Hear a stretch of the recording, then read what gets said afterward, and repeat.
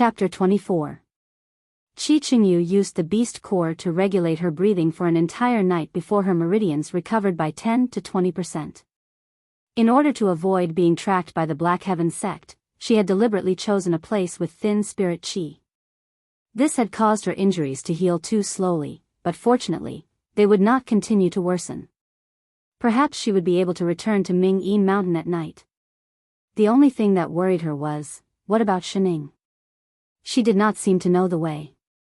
If she returned to Ming-Yin Mountain alone, would she starve to death? Did she kidnap a hostage or a burden for him? I say, Shining. Qingyu was just about to speak when she heard the sound of rushing wind.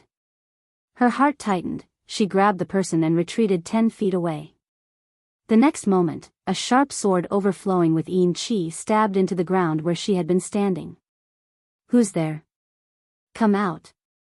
She turned to look at the trees on her right.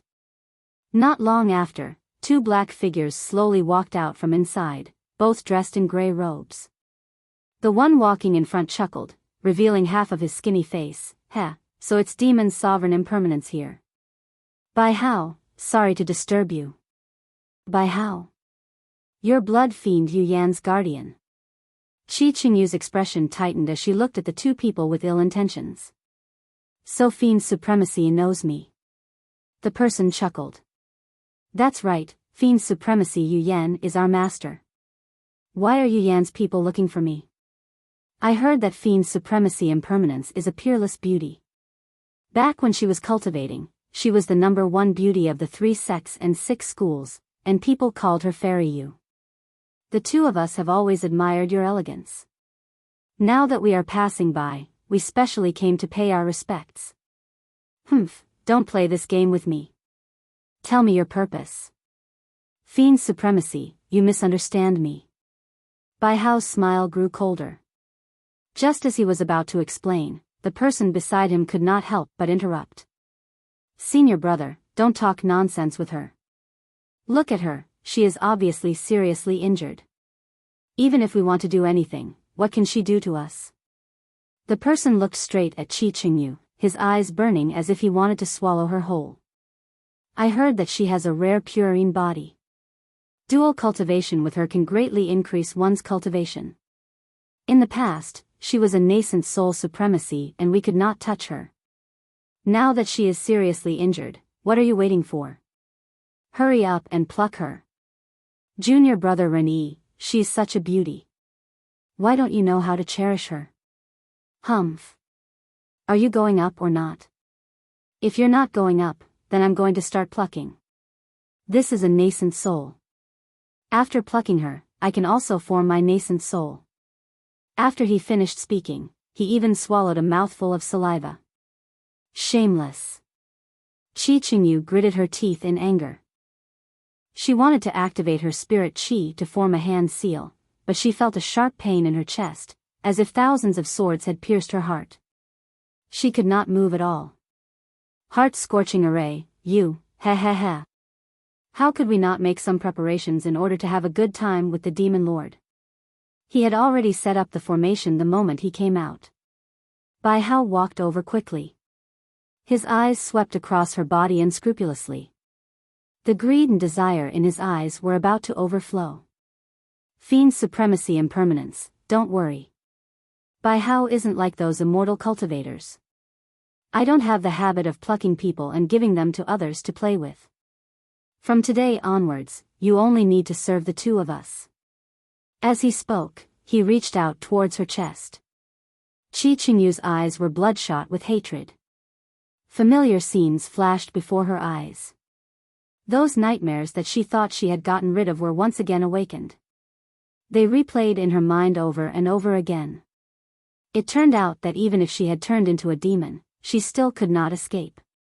Her eyes were filled with despair. She watched as the hand came closer and closer. Suddenly, another hand grabbed the claw, and a cold and emotionless voice rang out. Perverted hands will be chopped off. Bai Hao was shocked. He did not realize that there was another person beside the Demon Lord.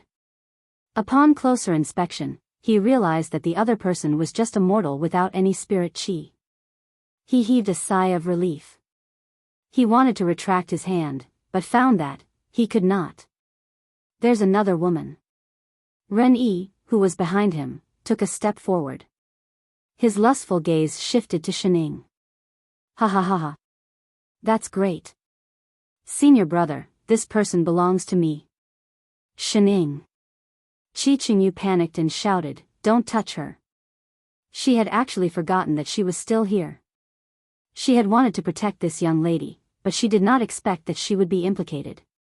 She did not care what happened to her, but Shining was still a pure lady.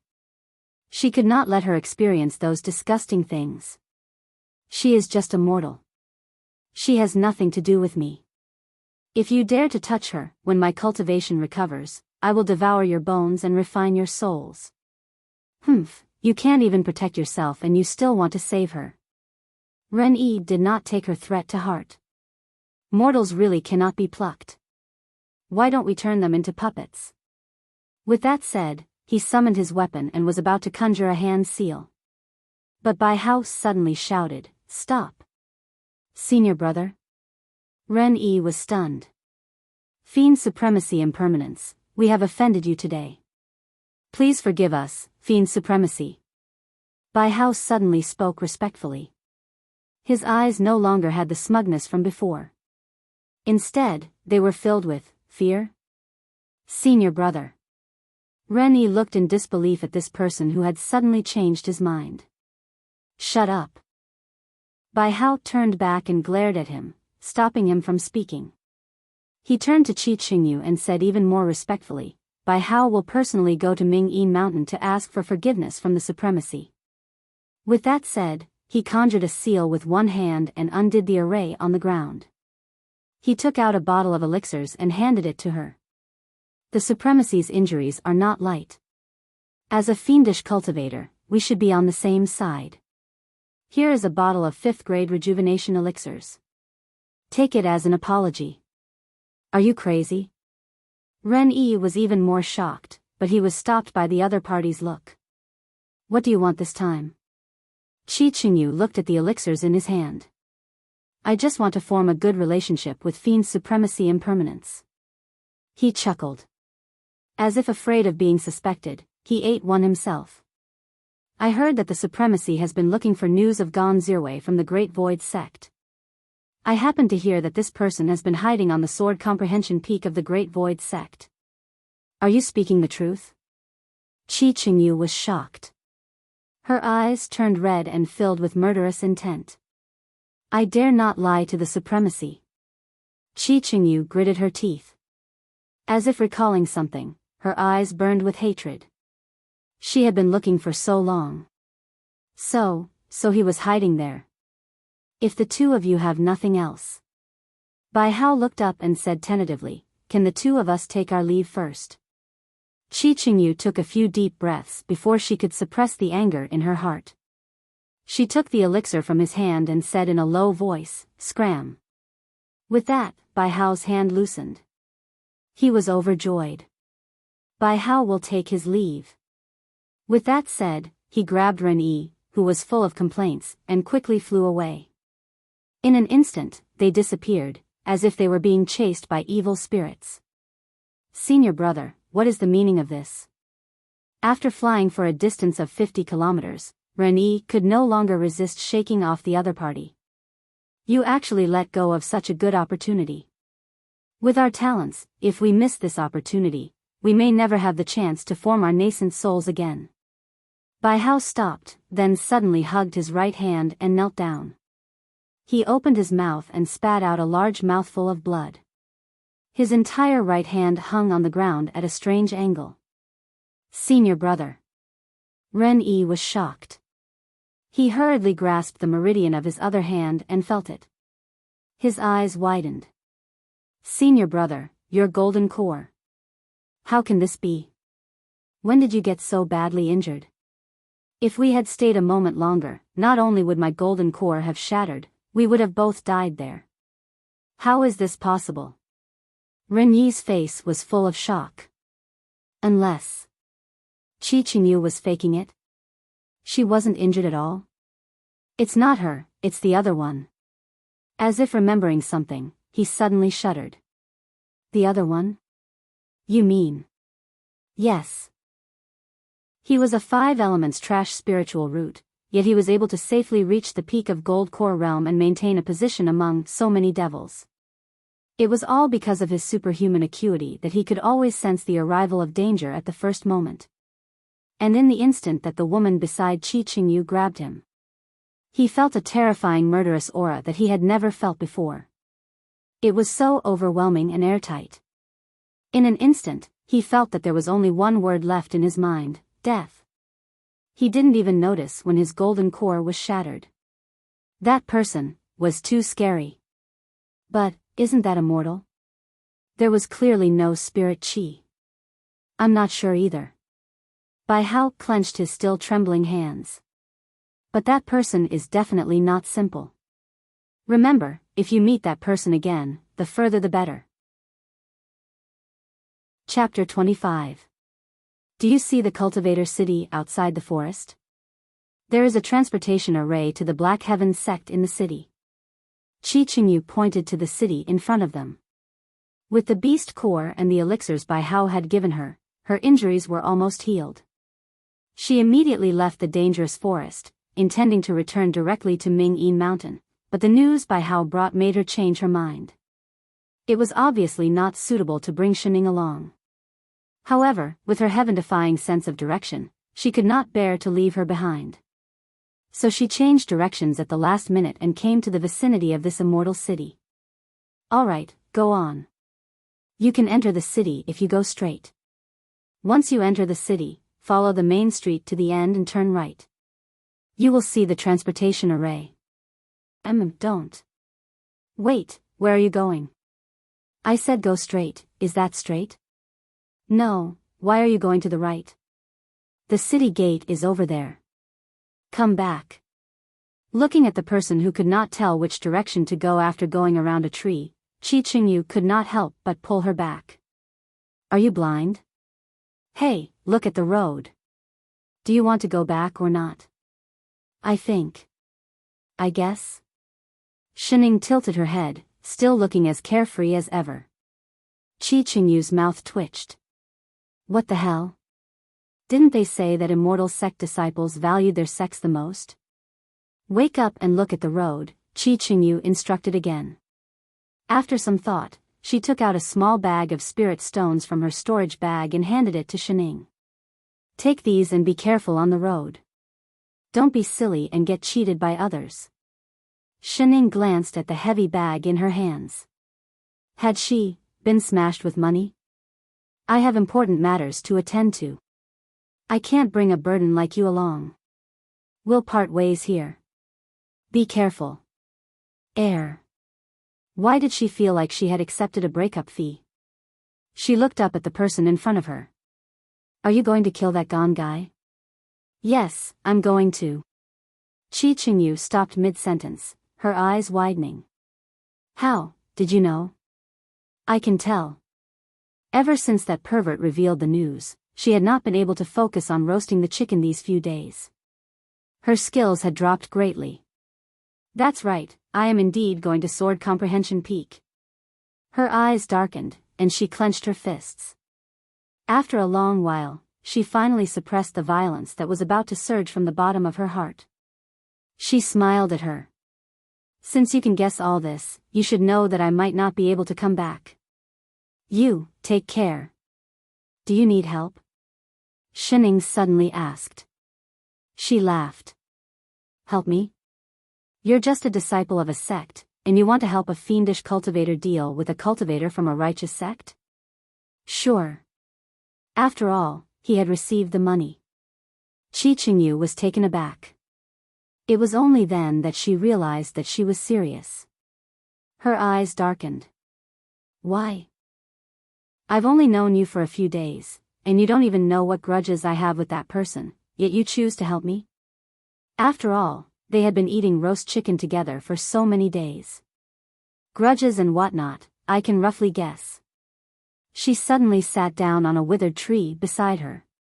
Your fiendish cultivation has something to do with him, right? Using your brain was so troublesome. Qi Qingyu's expression darkened. She clenched her fists several times, as if she was desperately trying to suppress something. After a long while, she took a deep breath and glanced at Shining. She seemed to be trying to squeeze out a smile, but the corners of her mouth were full of bitterness. It seems that these few days, you were not just focused on eating chicken. You listened to everything I said. Qi Qingyu sat down beside her. Her eyes seemed to be covered with a layer of dust, as if she was looking forward, but without focus. That's right, when my golden core was shattered, I was imprisoned in a secret chamber by Yu Ding as a human cauldron. Later, I was given to others like a toy. It was all thanks to this person. The funny thing is. Qi Qingyu paused, and her voice became even lower, as if she was gritting her teeth. He is a master who single-handedly brought me onto the path of immortality and taught me cultivation. She deliberately emphasized the last two words. Her eyes instantly turned red, and her face was full of a mocking smile. She said word by word, "Purine body." Just because he discovered that I had a so-called purine body, this master of mine destroyed 100 years of my cultivation and personally sent me to someone else's bed, watching me suffer humiliation for decades. If she had not hardened her heart to become a fiendish cultivator, perhaps she would still be in that hell now. I have been looking for him for hundreds of years, just to repay his master's kindness. Her expression became more and more solemn, as if she was immersed in something. A crazed look slowly appeared in her eyes. All these years, I've killed all the people who humiliated me back then, but I couldn't find him. For 100 years, I've been thinking day and night, if one day. Let's go. Shining suddenly spoke, interrupting her from her crazed thoughts. She stood up and said lazily, "I'll help you kill him." Qi Qingyu was stunned, and her eyes softened for a moment. After a while, she burst out laughing. "You? Forget it. Why don't you save your little life for a few more roasted pigs?" She was just a mortal, what could she do? What kind of place is Sword Comprehension Peak? It is the sacred land of the Great Void sect, where soul formation supremacies go into seclusion. Not to mention that you are just a mortal, even a nascent soul cultivator does not have the right to enter.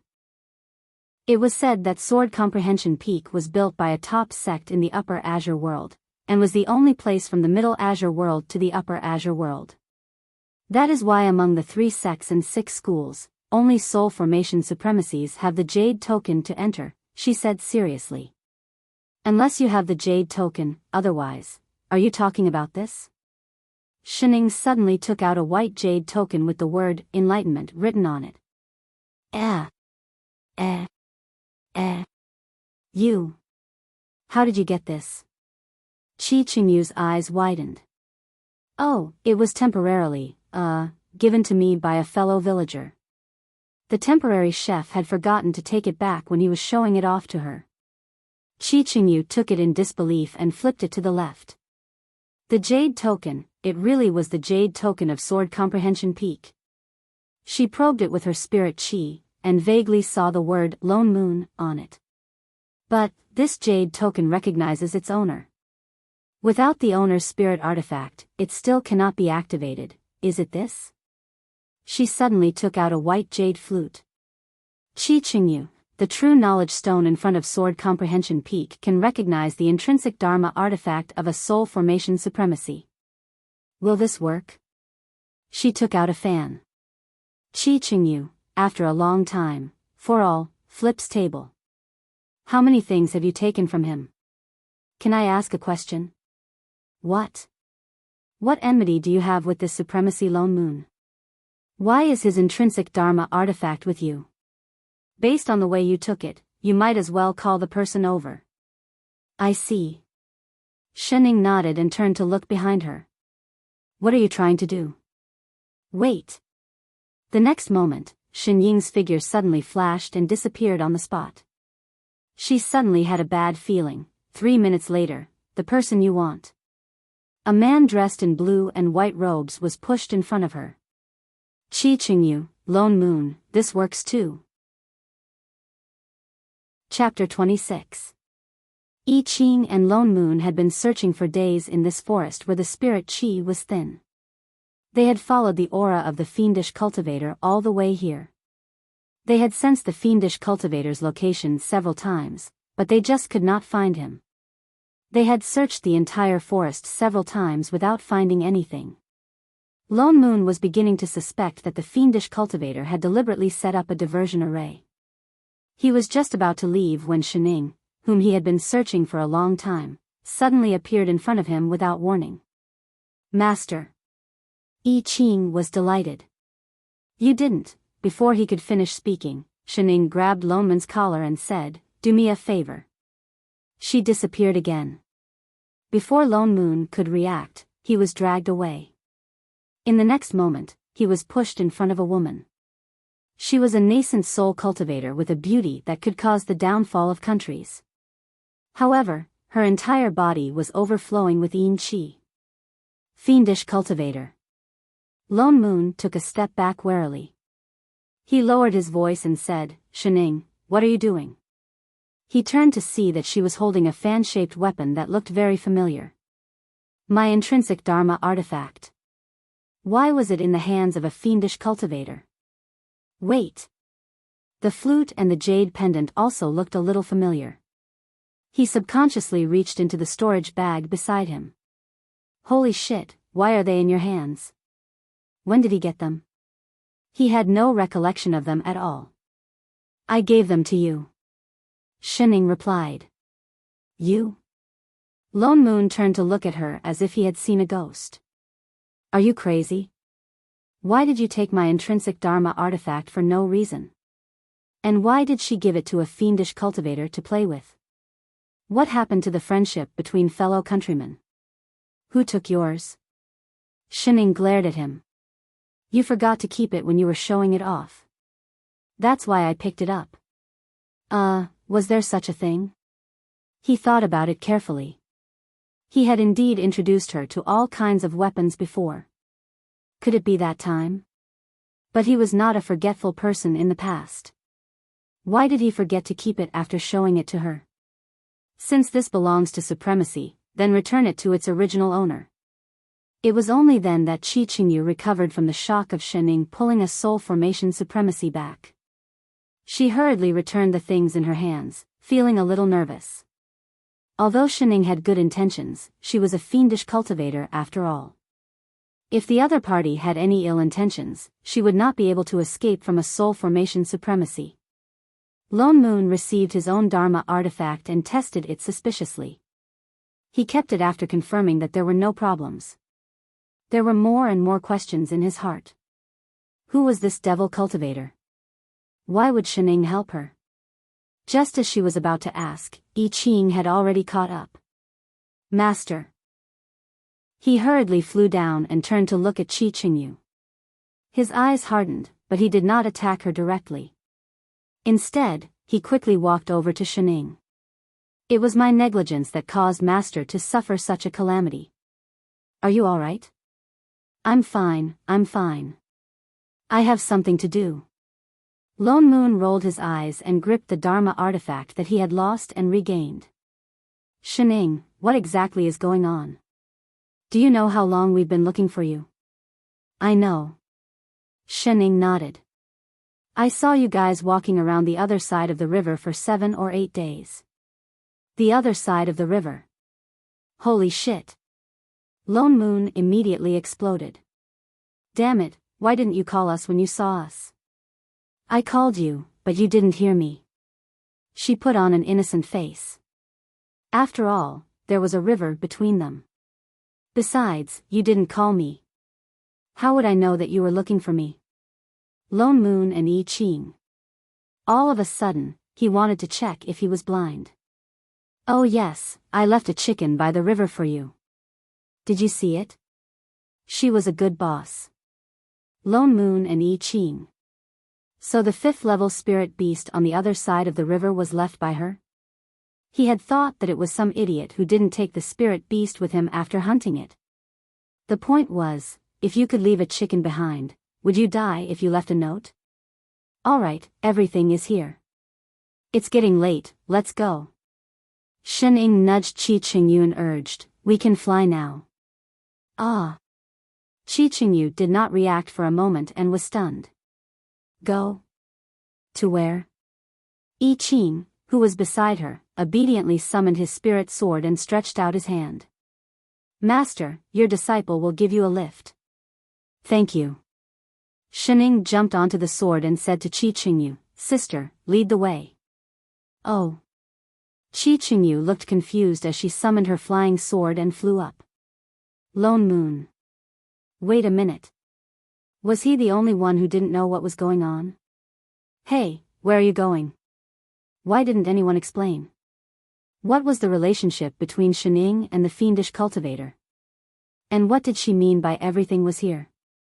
Who the hell is your thing, hey? For all, late at night. After flying for an entire day, the three of them stopped to rest.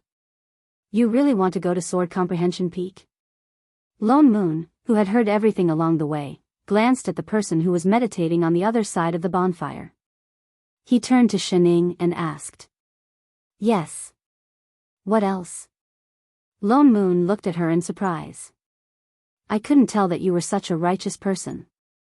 She was actually not lazy. This was not her style at all. Shen Ying narrowed her eyes. I hate scum. Then how can you be sure that what she said is true? Lone Moon glanced at her and said in a low voice, Don't forget, she also killed perfected Yuding of my sect. I'm not sure. Shen Ying turned to look at him. That's why I want to go. Qi Qingyu's experience was indeed tragic, so tragic that anyone would feel sympathy for her. But they could not just listen to one person. Whether it was true or false, they would naturally find out when they went to Sword Comprehension Peak. You want to find her master and confront him? Yes. Since he had already interfered, he would investigate clearly. It's no use. Lone Moon sighed. Even if what she said is true, and that master of hers really did such a thing, so what? She won't gain anything from going to Sword Comprehension Peak, and the Grand Vacuity sect will not punish that gone fellow. She might even lose her life there. What do you mean? Shen Ying turned to look at him with some surprise. Does this world condone rapists? Not really. Lone Moon looked a little awkward. He exchanged a look with I Ching, who had the same expression on his face. For a moment, he did not know how to explain. After a while, he said in a low voice, because she has a purine body. And then? Lone Moon's expression became even more conflicted. Shen Ying, do you know what a human furnace is? She was silent for a while, then nodded. I can guess. Some women with poor spirit roots, or who have no hope of becoming immortals, but are rather pretty, are willing to become human furnaces in order to protect themselves. Below high-level cultivators, they will use their own cultivation to allow others to pluck them. His face was full of awkwardness, as if it was difficult for him to say it out loud. Although the dual cultivation plucking technique is not a publicly known sorcery, it is indeed beneficial to one's cultivation. However, it was indeed beneficial to one's cultivation. Therefore, it was very common for various sects and clans to raise human furnaces. Most cultivators above the golden core stage have this habit. Disguised prostitution. You mean that this world does not forbid prostitution? You can say that. He nodded. What's the deal with the purine body? The dual cultivation technique is considered unorthodox. Because everyone's spirit roots and spirit chi are different, the spirit chi that is plucked is modeled, and it takes time to combine and use it. He looked at the person opposite him. But the purine body has the ability to combine spirit chi. With such a person, the speed of dual cultivation is more than 10 times faster than others. Shen Ying's eyes narrowed. And then, the purine body is extremely rare. There may not even be one in 10 million years, Lone Moon continued. In the Middle Azure world, they are seen as natural human furnaces.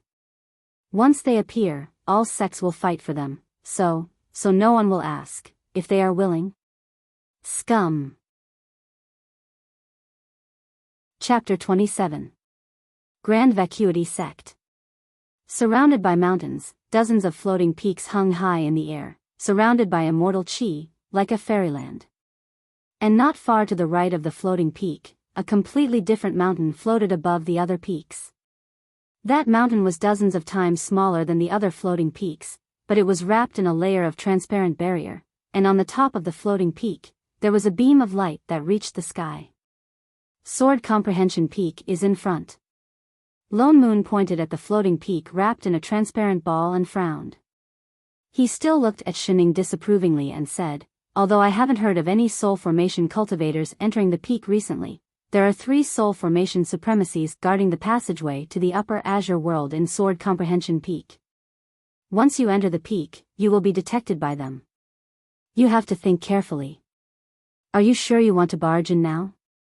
This was equivalent to making enemies with 3 soul formation supremacies at the same time. Shining looked up and was about to reply, but I Ching beside her spoke first. "Master, you can't." Lone Moon was delighted, there were indeed people who understood.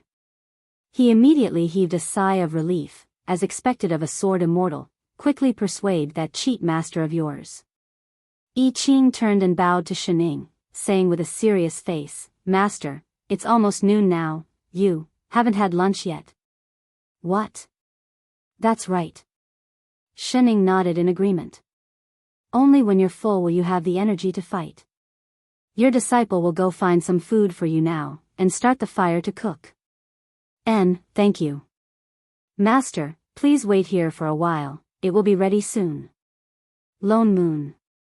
"Where's my knife?"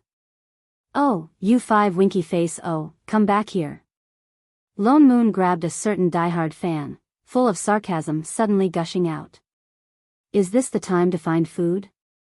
Do you think this is a vacation? If you're going to help, can you at least do it properly? Isn't that girl your friend?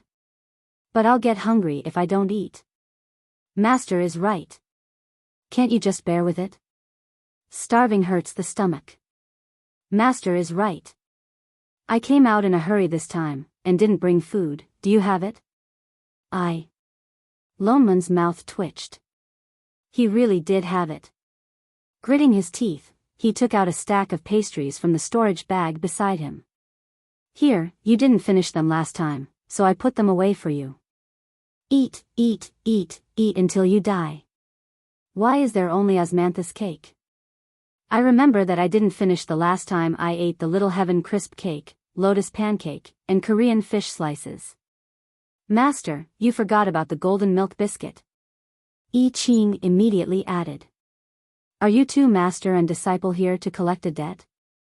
Can't you King leave some for me? You can't even remember a person's name. How can you remember this kind of thing so clearly?" Here. I'll return them all to you." "Are you satisfied now?" "Oh, thanks. Master, why don't I go hunt a few more spirit beasts?" "Shut up." I Ching, who had been watching the entire time. Could he really take revenge with these people? Although Sword Comprehension Peak belonged to the Grand Vacuity Sect, it was a Dao field for soul formation cultivators. Moreover, there was a passageway leading to the upper azure world. On the other hand, ordinary disciples rarely came here. Finally, after eating and drinking to their heart's content, the group arrived at the bottom of Sword Comprehension Peak without much effort and without alerting the Grand Vacuity Sect. Compared to what it looked like from the outside, the spirit chi of the entire peak was much denser. They could even faintly see a floating palace at the top of the mountain. "This is as far as I can send you." Lone Moon looked up at the peak and said, "If you go any further, you will be discovered. I am a disciple of the Black Heaven sect after all.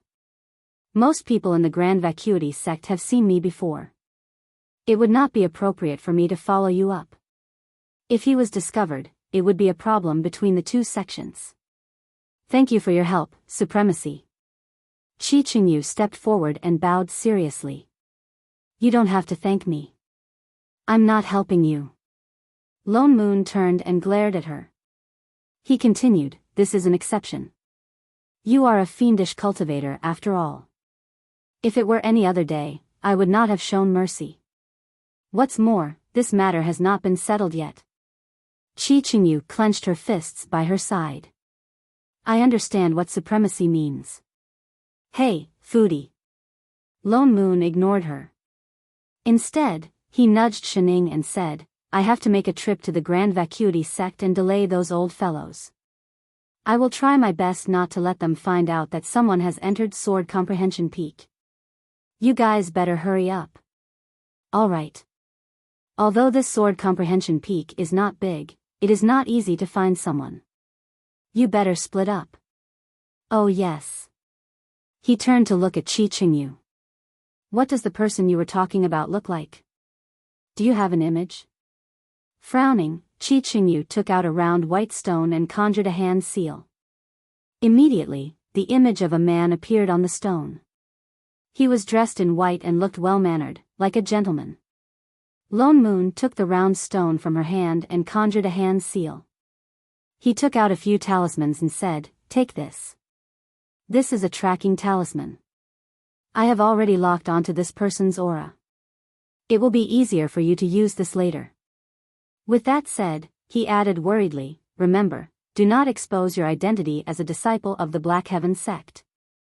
I do not want to be accused of colluding with a fiendish cultivator. Shining looked up, then at the talismans he was handing over. She shook her head and stuffed them back. There's no need. No need? Lone Moon glared at her. Can you find someone with just your eyes? Do you think that Gone Guy is an idiot who would jump out of his own accord for you to beat up? Just as he finished speaking, a voice suddenly sounded from behind him. Who are you? How dare you trespass on Sword Comprehension Peak? Lone Moon paused and turned to look at the person who had suddenly appeared behind him. He stared blankly at the image on the round stone, then lowered his head again and looked again. Holy shit, this is possible. He really was an idiot. Gone Zirwei. Qi Qingyu did not expect to find someone so quickly. Her eyes turned red as she stared at the person opposite her. It's been 500 years. Do you still recognize me? That person paused and then looked at the person in the middle. His eyes narrowed and a trace of panic flashed across his face. You are Qingyu? You? Why are you here? Qi Qingyu snorted, her eyes filled with hatred. Of course you don't want me to be here. It's been 500 years. I've been looking for you for 500 years. I did not expect you to be hiding here. Today, I'll settle the scores with you. Qingyu, calm down. I had no choice back then. You can't blame me for this. Gone Zirwei took a step back and explained even more frantically, I was only a golden core cultivator back then. Perfected Yu Ding wanted you, what could I do? If you want to blame someone, you can only blame yourself for having a purine body. Humph. Had no choice. Qi Qingyu's face was full of mockery. Then when I risked my life to escape back then, you personally crippled my 100 years of cultivation and deliberately threw me into the Ming-Yi Mountain Fiend Cave to be humiliated. Was that also because you had no choice? Chapter 28. Gone Zirwei's face paled. He looked guilty as if he had been exposed. His originally decent face twisted, as if he could not be bothered to pretend anymore. He glared at Qi Qingyu. So what if I did it on purpose? I was the one who taught you how to cultivate. Why can't I take it back? Qi Qingyu clenched her fists so tightly that blood started to seep out of her palms. Gone Zirwei's gaze became sharper and sharper, with a hint of madness. I accepted you as my disciple out of kindness, but you used some tricks to dream of forming your nascent soul within 100 years. I spent 300 years to reach the perfected golden core stage. What right do you have to be ahead of me? Lone Moon frowned. So he was just jealous. Jealous that his disciple was too powerful and had surpassed Master. That was why he wanted to destroy her. This person must be crazy. At first, I just wanted to destroy your cultivation. The more he spoke, the fiercer he became. He looked as if he wanted to peel off a layer of skin from the person in front of him. But I did not expect you to go and seduce you, Ding. Who do you think you are? You are just a beggar that I picked up. You are not fit to stay by his side. Huh. There's a story. Do you know why I named you Qingyu? Qingyu, Qingyu. Isn't it what a purine body like you should be receiving? You knew from the start that I had a purine body. So what if I knew? You were the human cauldron that I prepared for you, Ding. I taught you to cultivate so that spirit qi could be absorbed more easily. You should have just been a human cauldron and helped him to improve his cultivation. But you made him fall in love with you. He actually wanted to become your Tao companion. His gaze became even crazier. Even the words that came out of his mouth seemed to be said through gritted teeth. I accompanied him for so many years. What right do you have to become his Tao companion? A purine body is born to be used by thousands of people. You are only fit to breathe under other people's bodies. I just wanted you to return to your original fate. What's wrong with that? Shining, damn gay. Lone Moon, damn gay. They spoke in unison. I Ching. Huh. What did they mean? Why was he the only one who did not understand? So you planned to destroy me from the start. Destroy you? Speaking of which, isn't it because I sent you to the Ming-Yi mountain that you've reached the nascent soul stage? Shouldn't you be thanking me? You, stop. Don't be noisy. Shining took a step forward and looked back and forth between the two of them. With a serious expression, she said, "We're both adults. What can't we just stop and have a good fight to solve it? Could they not just talk?" Qi Qingyu stared blankly for a moment, then seemed to recall something. She summoned her weapon and charged forward. She seemed to have thrown caution to the wind. She no longer held back, and the yin energy in her body surged. A large patch of sword light greeted the people on the other side. Lone Moon frowned. Things were very clear now. Shining was right. That fiendish cultivator did not lie. This Gon Zirwei was indeed the scum of the scum. After thinking for a while, he formed a seal and set up a formation, temporarily isolating this area to prevent others from discovering him. However, this wouldn't last long. Qi Qingyu and Gon Zirwei were both nascent soul cultivators. Their cultivation levels were about the same. In addition, Qi Qingyu had been injured earlier. She should not have been able to defeat her opponent. However, she could not withstand her reckless fighting style. She had completely given up on defense and was only focused on revenge. What's more, fiendish cultivators had more tricks up their sleeves than immortal cultivators. In a short while, Gon Zirwei was losing ground. He was being forced into a corner. This could not go on. Lone Moon's expression darkened. Just as he was about to activate his spirit qi to end the battle quickly, Qi Qingyu suddenly shouted, "Don't come over." She spat out a mouthful of blood and glared at the person on the other side, who was also in a sorry state. "Thank you for your kindness, but I want to take revenge with my own hands." With that said, she attacked again. Lone Moon's foot paused for a moment, but he retracted it after a while. Gon Zirwei's expression grew uglier and uglier. Qi Qingyu was clearly thinking of perishing together with him. No, he could not die here. He had gone through so much to form his nascent soul. Qi Qingyu, don't forget that this is Sword Comprehension Peak. Even if you kill me, you won't be able to leave this place. He threatened loudly. The supremacies on the mountain will discover this place soon. I never intended to leave this place alive. She was completely unaffected by his threat. Her attacks became more and more fierce. "We can't stay here any longer." Lone Moon frowned. "The Grand Vacuity sect will discover this place sooner or later. I have to go out and fool them. As for those people on the mountain, Shining, you." Shining. Where's Shining? I Ching was also stunned. He turned around and looked around, only to find that the person who had been standing beside him had disappeared. Holy shit. When did she leave? Sword Comprehension Peak. 3 soul formation supremacies were sitting in a circle in the Grand Hall. Between the 3 of them, a beam of white light shot up into the sky. Within the light, there were faint shadows of immortal mountains and auspicious clouds. This was the only passageway from the Middle Azure world to the Upper Azure world. Suddenly, one of them opened his eyes. Just now, someone used the jade token of Sword Comprehension Peak. Really? The person beside him also opened his eyes. Senior brother Qin Yun, did you sense who it was? Not yet. Qin Yun shook his head. But since he came in, he will come up the mountain soon. We'll know then. Sigh. Another soul formation supremacy sighed. Nowadays, there are fewer and fewer soul formation cultivators in the Middle Azure world. It's been almost 100 years since someone was willing to ascend to the Upper Azure world from here.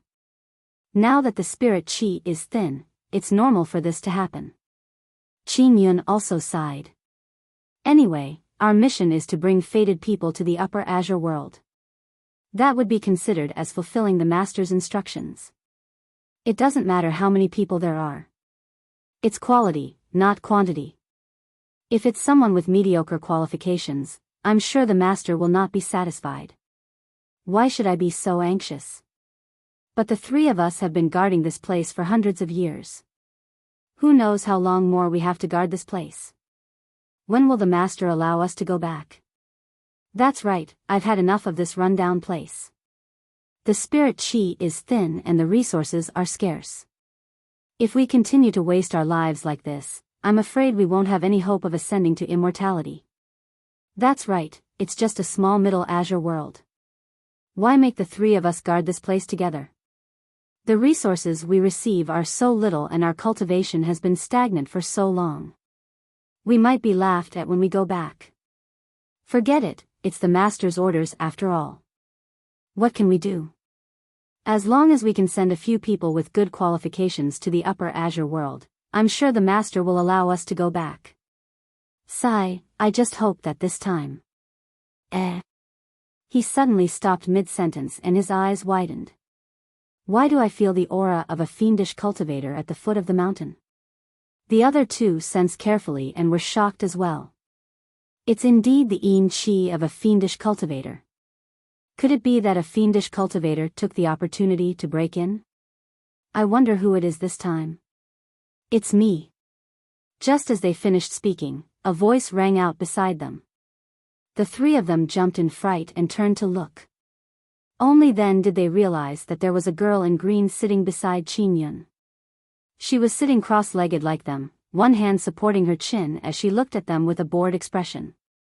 Who are you? Qin Yun jumped up and took a few steps back. They had not even noticed that there was someone else beside them. When exactly did you sit here? Since you guys complained about how much work you had and how you didn't get a commission. She shrugged and waved at the 3 people who were retreating further and further away. What are you afraid of? I'm not your boss. My name is Shening. Come, sit. I have something to ask you. The 3 of them became even more wary. This person had been sitting beside them for so long without making a sound. She was definitely not simple. Yet, no matter how hard they tried, they could not see through her cultivation. Come and sit. It's tiring to stand and talk.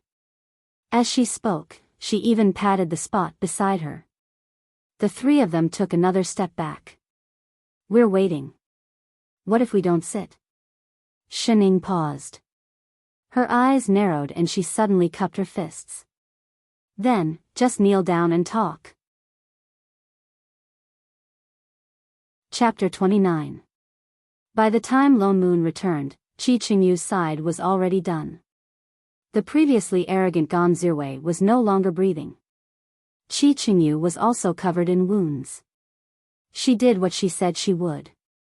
She took revenge on her own with a burst of anger, not asking for the slightest help from others. When the other party took his last breath, her already tottering body seemed to finally relax. She directly fell to the ground, and the blood-stained sword in her hand also fell to the ground. "Oh, it's done." Shining, who had just returned, nudged the person beside her and said suddenly, "Holy shit." Lone Moon jumped and took a step back. "Where did you go just now?" "I went up the mountain." Shining pointed to the top of the mountain. Lone Moon paused and suddenly thought of something. The corner of his mouth twitched. For some reason, he did not want to ask her what she had done. What did the Grand Void sect send out? I Ching looked outside the mountain and asked. From the beginning, he had sensed a lot of noise coming from outside Sword Comprehension Peak. "Oh, I told their sect master that they disappeared after chasing the fiendish cultivator all the way here. They suspect that a fiendish cultivator spy has infiltrated the Grand Void sect," Lone Moon said seriously. "They are now busy gathering disciples to find a spy, so no one will come to Sword Comprehension Peak for the time being. While there is no one at the foot of the mountain, we will sneak out later." "You lied to them?" Shining looked up at him. Even I Ching turned his head in surprise. "I didn't expect you to be such a supremacy. Why are you looking at me like that?" He rolled his eyes at the two of them. "Am I not wiping your ass for you? No matter what, we are all from the Black Heaven sect. Can't we make up a reason to come to someone else's mountain to find trouble?" With that said, he snorted and turned to look at the person who was still lying on the ground, covered in blood. He could not help but frown. On the other hand, Qingyu suddenly picked up the sword on the ground and struggled to stand up with the help of the sword hilt.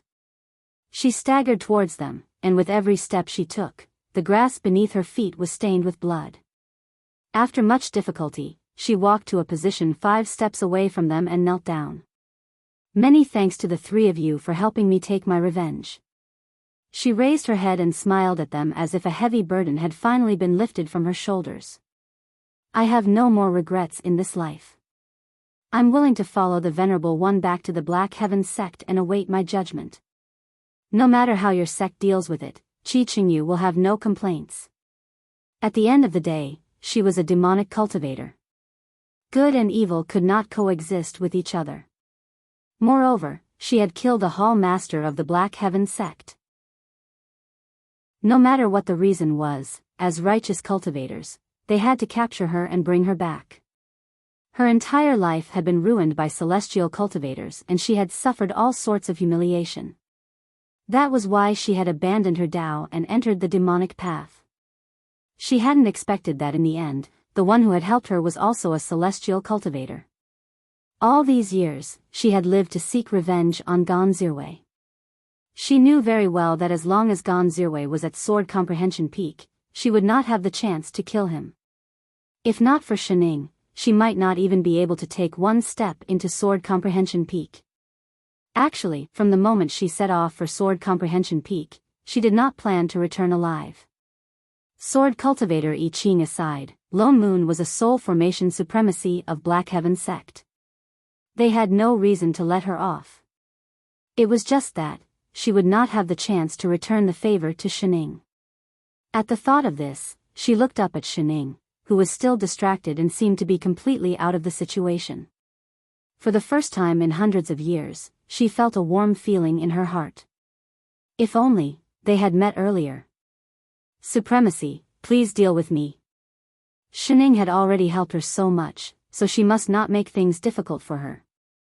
She took a deep breath and cupped her fists with difficulty. Her expression was resolute as if she was ready to die. Lone Moon's brows tightened and relaxed as he looked at the demonic cultivator in front of him who was on her last breath. As a righteous cultivator, he should have captured her from the beginning and thrown her back to Shichiu to deal with. He had even been inexplicably dragged to Sword Comprehension Peak by Shining. He had also intended to wait until the matter was settled before taking action. But when she obediently surrendered herself to the captivity, he suddenly felt that this matter was a little troublesome. He actually could not bear to do it.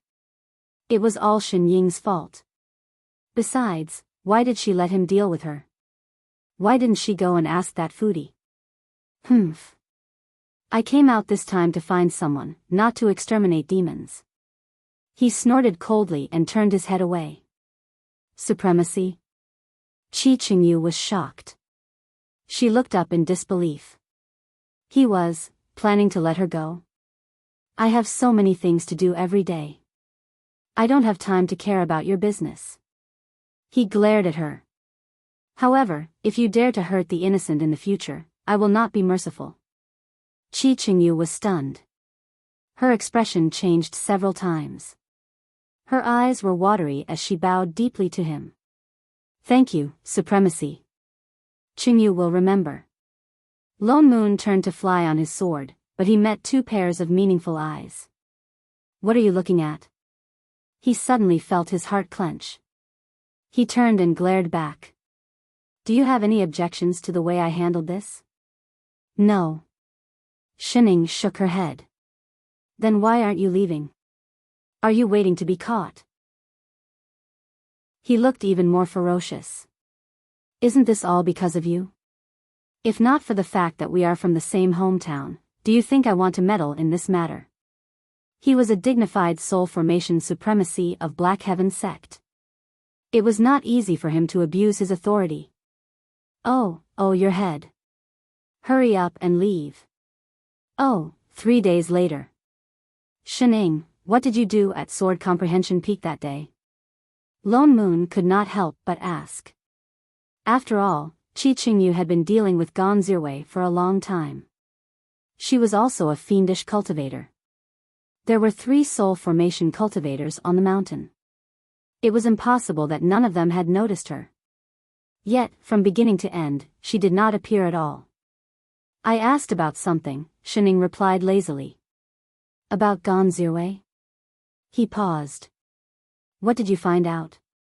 Shining glanced at him and changed to a more comfortable position. She continued to stand. That Gon Zirwei. Oh, he did not die unjustly. Chi, roasted chicken gal. Do you only King remember roasted chicken?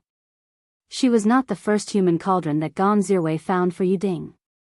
I heard that he had many disciples in the past, all female, but none of them lived long. Later, roasted chicken gal turned into a demon and formed a nascent soul. She sent her fiendish cultivators to look for him. He realized that there was danger, so he hid in Sword Comprehension Peak. In that case, he indeed deserved to die. Lone Moon frowned. But why was he at Sword Comprehension Peak?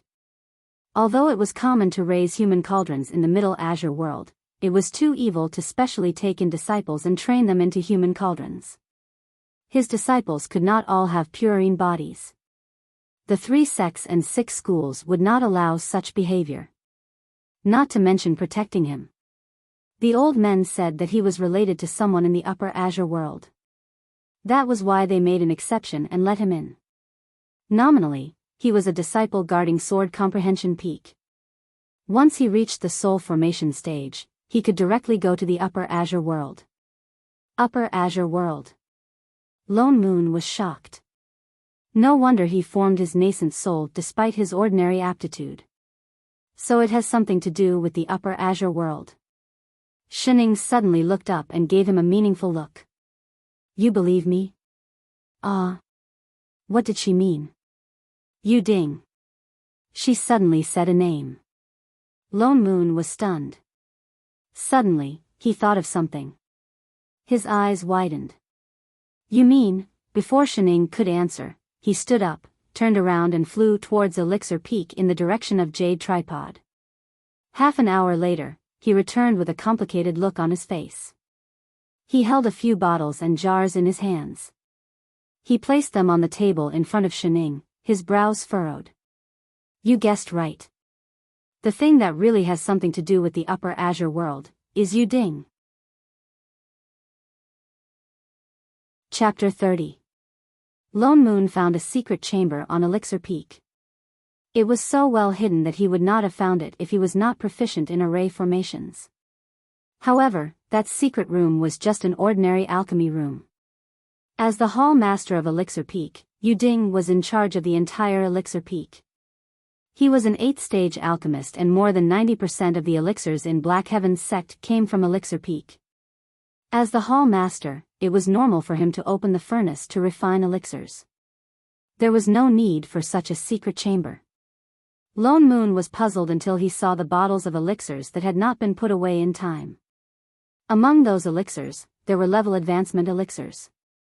These elixirs were not limited by the user's cultivation level and could be used by high-level cultivators, even soul formation cultivators. Eating these elixirs could directly increase one's cultivation level. It was just that the ingredients were extremely rare and many of them had long gone extinct in the Azure world. There was no way to refine them. But there was more than one bottle in Yu Ding's secret chamber. Unless, he poured out one of the elixirs and released his divine perception. Indeed, there was a faint black qi lingering around the elixir. It was rumored that there was an extremely sinister method to refine the body of a living cultivator into elixirs. The elixirs could preserve 10% of the cultivator's cultivation level when they were alive. Eating it could directly increase one's cultivation level. But this method was extremely troublesome. No cultivator would want their cultivation level to be stolen. So even if the elixir was formed, the violent spirit qi contained in the elixir could very likely backfire on the person who consumed it. Unless the person being refined had an extremely gentle attribute of spiritual qi. For example, a water or wood spirit root. Coincidentally, a water or wood spirit root was also recognized as the most suitable person to use as a human furnace.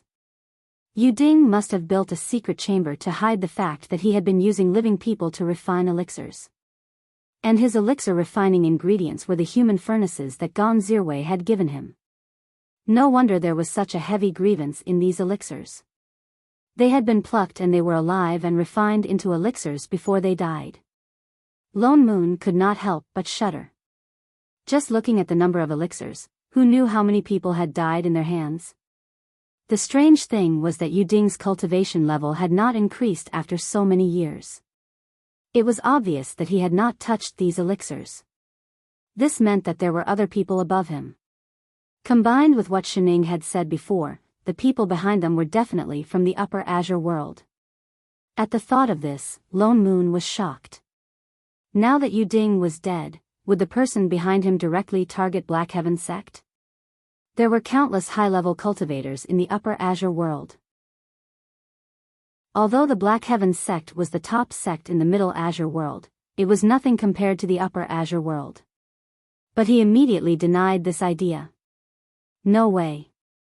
The Upper Azure world could not wait to cover up the act of refining elixirs with a living person. Why would they jump out and admit to it? Gon Zirwei hiding in Sword Comprehension Peak instead of escaping to the Upper Azure world was proof enough. The people behind them were probably not people who could do whatever they wanted in the Upper Azure world. Although Yu Ding had committed a heinous crime, the key point was that no one knew that he was from the Upper Azure world after so many years in the Black Heaven sect. The reason he hid his identity was probably not as simple as helping the people of the Upper Realm to refine pills. There must be some other purpose. What were the people from the Upper Azure world trying to do? He could not help but think of the Grand Vacuity sect.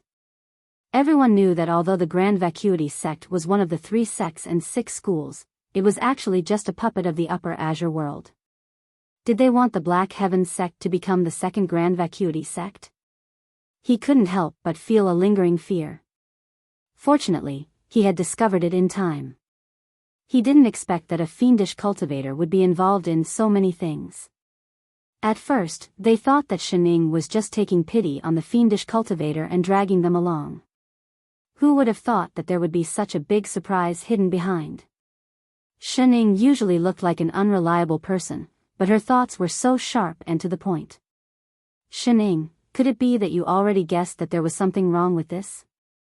For the sake of Black Heaven sect, you... Where is he? Before he could finish his sentence, he realized that the person who had been sitting in front of him had returned to his room and was holding a green leaf with a look of disgust. Chef, what is this thing that smells like coriander? Melancholy, for seasoning. Don't put it next time. I hate coriander. Yes, master.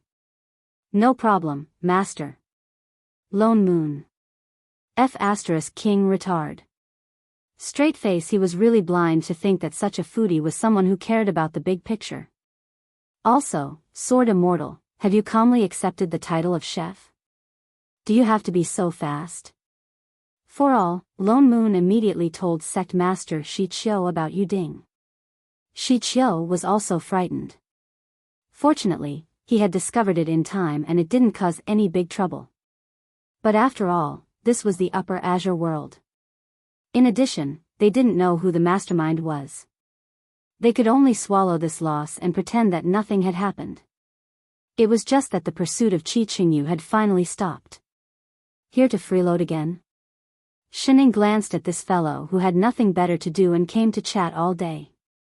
She waved her hand and said, "It's not mealtime yet. Chef isn't back yet. Who wants to freeload from you?"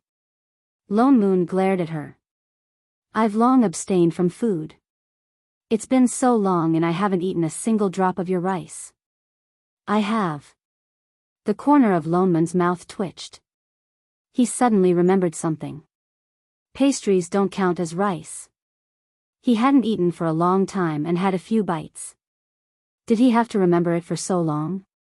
"I'm just informing you that your disciple probably won't be able to make it back in time to cook today. Sect Master is discussing with him about experiential training." Experiential training? Shining was stunned. Lone Moon brushed his robes and sat opposite her. He said with a hint of schadenfreude, "Every year at this time, disciples below the golden core level have to go out in batches for experiential training to improve their combat strength. Most of the time, it's to complete some missions that can't be handled in the mortal world or subdue some demon beasts that cause trouble. It's like a group exercise." "What does it have to do with chef? Isn't he a nascent soul cultivator?" "It doesn't have anything to do with him." Lone Moon continued, "In the past, only one golden core cultivator was needed to lead the team to ensure the safety of the disciples. But this time, the sect received a request for help. There seems to be a powerful demon in the south. It's said that it's at the 9th level. Ordinary golden core cultivators can't deal with it at all. And the various hall masters are busy investigating the incident with Yu Ding and are not in the sect. That's why Shi Qiu thought of your chef." "Oh.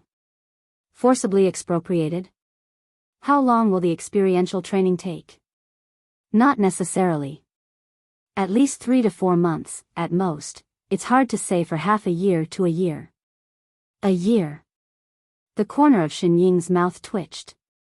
A formula suddenly appeared in her mind. Experiential training equals no chef equals no one to cook equals about to run out of food.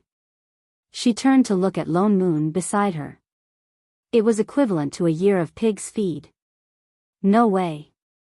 "What's with that look?" Lone Moon frowned. Why did he feel that she was scolding him in her heart? "This has nothing to do with me. It's the sex arrangement. Besides, he's a guest elder. Bringing disciples for experiential training is..." Before he could finish, Shining suddenly stood up and said with a serious face, "Are family members allowed for experiential training?" Chapter 31. Shining caught up with Yi Qing at the entrance of the Black Heaven sect. "Master, are you really coming along?" He was surprised by Shen Ying's sudden decision. "Cough, you're my chef, disciple." Shining patted his shoulder and said earnestly, "It's normal to worry about you since you're going to train. But, this isn't my training. This was just a simple sect mission. He only needed to send the disciples to the designated location and ensure their safety."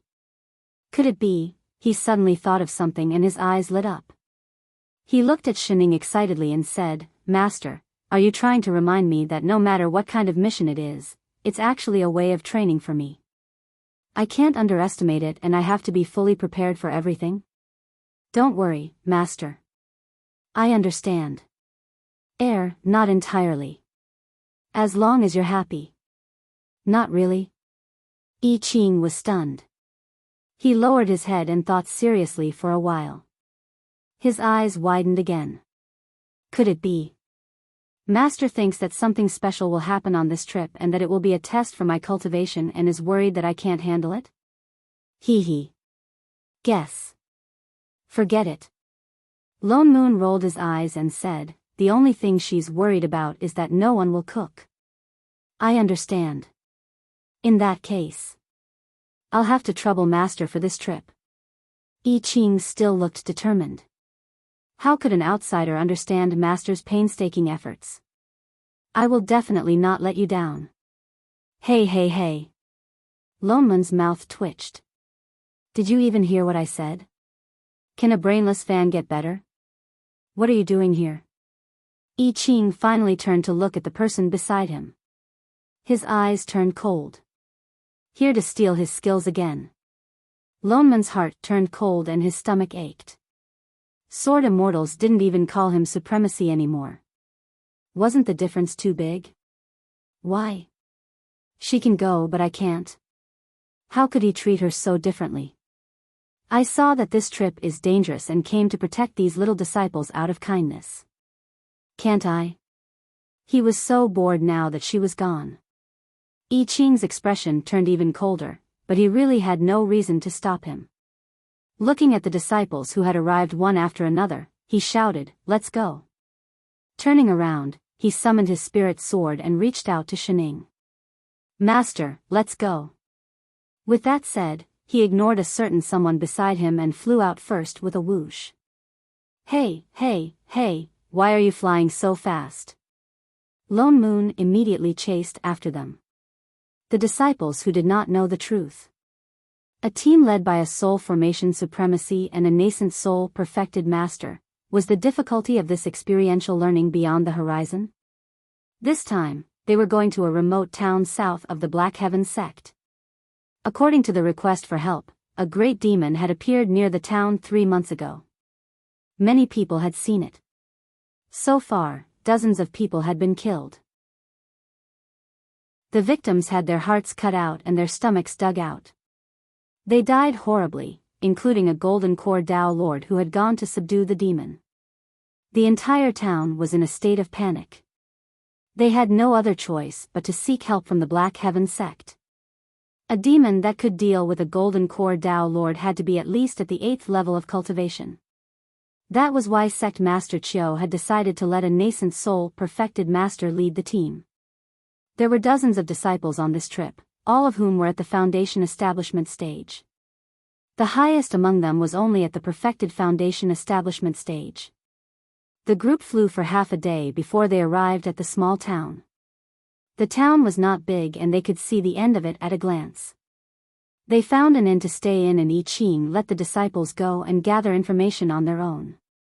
After all, it was their experiential learning, so he naturally could not interfere too much. More than 10 disciples went around for the whole afternoon and only returned at dusk. However, their expressions were very strange, as if they were all a little confused. What's going on? Lone Moon looked at the disciple at the front. He remembered that this seemed to be Shi Chiu's eldest disciple. Ching'an, what did you find out? Reporting to Grand Uncle Master. Ching'an stepped forward and replied with cupped fists. We wanted to ask those who had seen the demon appear and find out what kind of demon it was. However, after asking, we found out that more than half of the people in this town had seen this demon. Oh, so arrogant? Lone Moon frowned and motioned for him to continue. They said that this demon only appears in the middle of the night. When it comes, it is accompanied by a black chi, so we can't see its appearance at all. Ching'an continued, the silk shop, winery, inn in the west of the town, the bookstore in the east of the town, the rouge shop, and even the hunter's house at the end of the street. The demon has broken into all of them. It seems that the demon has been wreaking havoc here for a long time. Lone Moon tightened the jade flute in his hand. How are those who have seen the demon? How are their injuries? Cheng An's face twitched, and his expression became even more conflicted. They are not injured. What? Lone Moon was stunned. How could this be? They are not injured. Didn't they say that more than 10 people died in this town, including a golden core cultivator? Indeed. Ching'an nodded. But those who have seen the demon are indeed not injured. I also checked their pulse one by one. Whether it is their spirit or body, they are not injured, and I heard them say that they seem to be stronger than before. As soon as he said this, the other disciples nodded and added. Yes, the owner of the silk shop is also much more energetic than before. Yes, the lady boss of the winery is not insomnia anymore. The waist of the master of the bookstore is not sore anymore. The old legs of the owner of the rouge shop are all cured. Lone Moon. What the hell? For all. Could it be that the demon went to do charity in the middle of the night? Then what happened to the dozen people who died? Was the demon trying to fatten them up before killing them? When the demon broke into their houses in the middle of the night, those people really didn't suffer any losses. That's not it. Something happened to them too. What happened? The silk shop lost a big rooster the other day. What? The winery lost too. The big yellow dog from the bookstore lost a leg. The rabbit from the rouge shop is missing. Lone Moon. What kind of nonsense is this? Is this demon here to be funny? Killing people to extract their hearts, and doing charity at night. But why were chickens and rabbits the ones that were lost? Could it be that the demon is a fox demon? He frowned and thought for a while. He already had a plan in mind, but he remembered that this was a training for his disciples. Unless they encountered a situation they couldn't handle, he couldn't intervene. He could only suppress his guesses and glance at the people in front of him. Have you thought of a way to deal with it? Everyone was silent and looked at each other for a long time. No one stood up to offer an idea. Lone Moon shook his head and was about to sigh that they were indeed young and give them some advice. Shening, who had been munching on snacks for the whole day, suddenly interrupted, "It likes to eat chicken. You can catch a few chickens to lure it out." Lone Moon snorted and rolled his eyes. There were so many cultivators here and the demon wasn't blind. It would be strange if it was lured out. Only a fool would, junior sister, good idea. Chang'an's eyes lit up and he looked at Shening excitedly. Huh. Holy shit, you guys are really stupid. The other disciples all gathered around. Disciple 1, yes, why didn't I think of that? We can lure the snake out of its hole.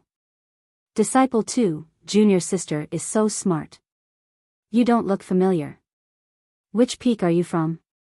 Disciple 3, that's great. Why don't we set it up tonight? Disciple 4, alright, let's do as this junior sister says. I'll go buy some chickens. Disciple 5, I'll go set up the array. Disciple 6, Ching, huh? Could it be that Master's idea just now contained some powerful cultivation principles? Lone Moon, he suddenly felt that the future of Black Heaven's sect was bleak. Chapter 32. The night was dark and windy. It was a demon hunting night.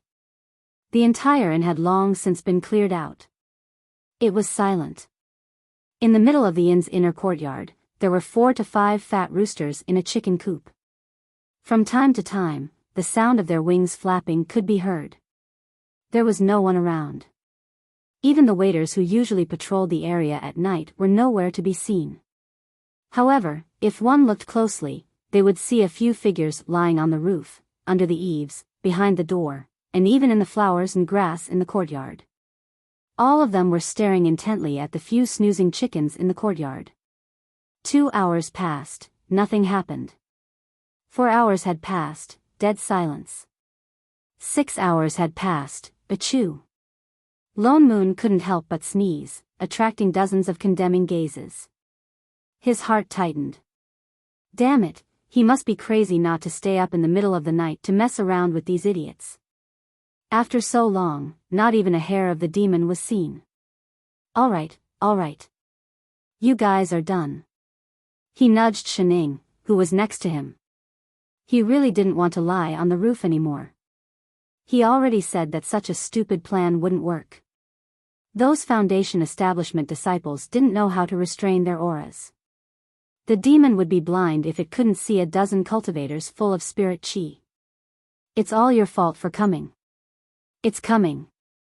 As soon as he finished speaking, a disciple called out in a low voice.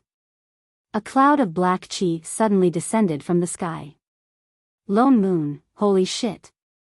There really was a blind demon. The cloud of black chi pounced on the chickens in the coop as soon as it landed. There were a few crows in the courtyard. After 2 breaths, the chickens were gone. There seemed to be a yellow mass among the chicken feathers in the coop. Air.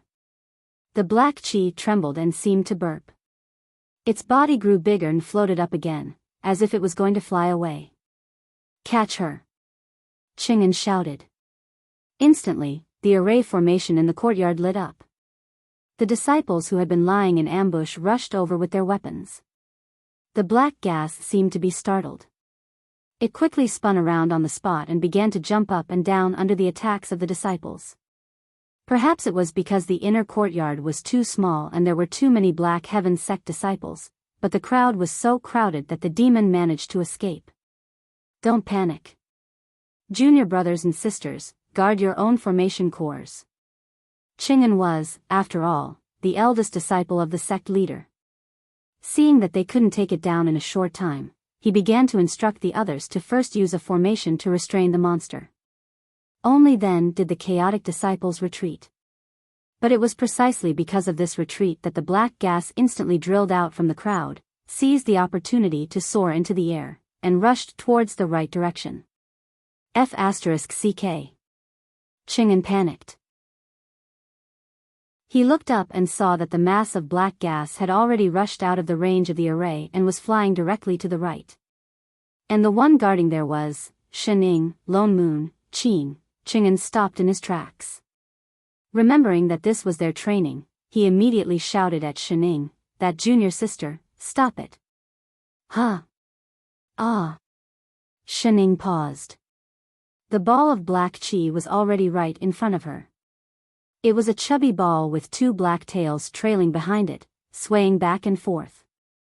She subconsciously reached out to grab it and gently pulled it down. Meow, a blood-curdling scream pierced through the sky.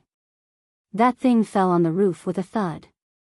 The black chi on its body dissipated, revealing a black-clothed youth. There were 2 black ears on his head, and 2 chubby tails on his back. Cat cosplay? A 2-tailed civet cat? Lone Moon took a step forward in surprise. Wasn't this a 6th-level demon? Wasn't it supposed to be an 8th-level demon? The transformed civet cat looked to be about 10 years old. Perhaps it was in pain from the fall, but it pitifully hugged its big tail and blew at it. Its green eyes were filled with tears, as if it was about to cry in the next second. Meow. It looked up weakly at the 3 of them. Suddenly, as if it had thought of something, it turned around and took out a lump of yellow from its bag and pushed it in their direction. Lone Moon took a closer look and found that it was actually a piece of gold. What did it mean?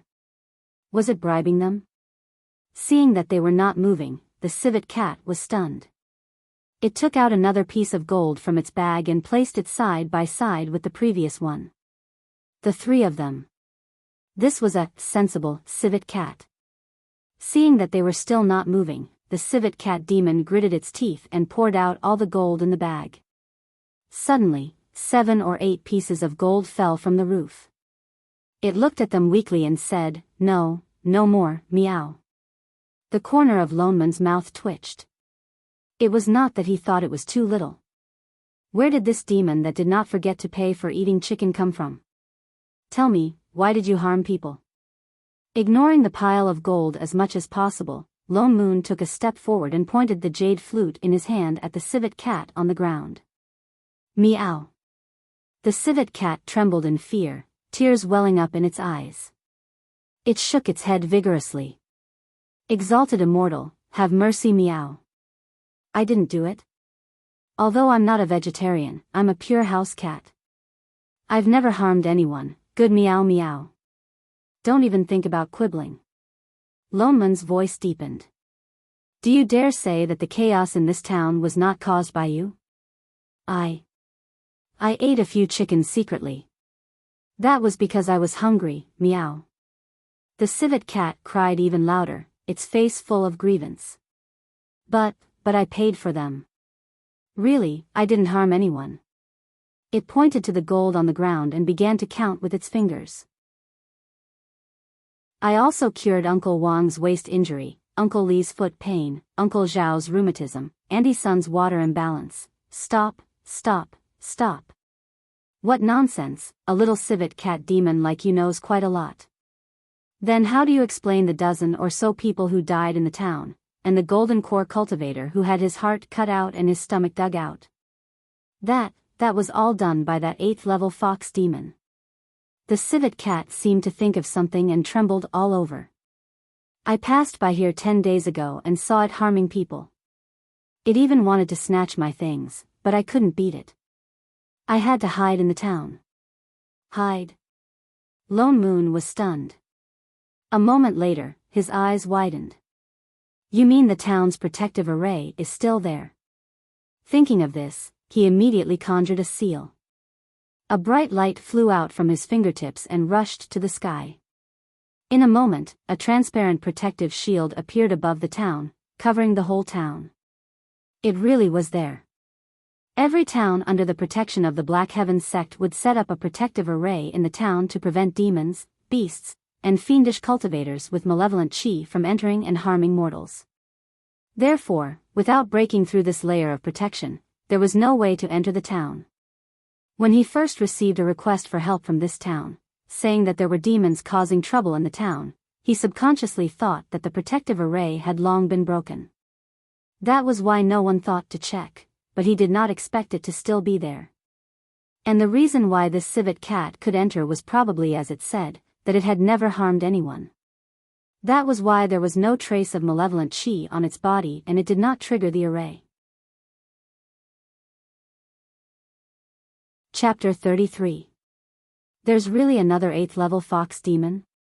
Meow, meow, meow. The civet cat nodded vigorously. Then you came out so late at night to scare people. Don't tell me, you're trying to stop people from going out of town, in case they encounter the fox demon? Meow, meow, meow. It nodded frantically. They'll be caught by the fox demon if they go out. I've tried very hard to stop people from going out of town, meow. Holy shit, it's true.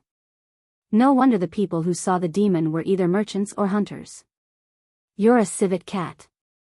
Why didn't you go eat fish? Why did you eat someone's chicken? Lone Moon rolled his eyes at the demon. He had heard from Shichio that the people who died had deep claw marks on their bodies, and the wounds were thin and long. Most of the poultry lost in town were chickens, so he guessed that it might be a fox demon. He had never thought there would be 2 demons. But the chicken is delicious, meow, the civet cat replied weakly. Shining nodded in agreement. I love to eat chicken too. You're a foodie, is there anything you don't like? Lone Moon glared at Shining. Which side are you on? Wait, what are you picking up? Shen Ying's hand froze. Out of habit, I want to loot. Who doesn't want to loot when eating chicken? Loot your ass. Do you think this is a game? You just want to pick up money, don't you? I saw you putting it in your pocket. Put the gold down. Tisk, stupid teammate. What did you say? I dare you to say it again. Master. I Ching silently stepped forward and reminded him, gold is meaningless to cultivators.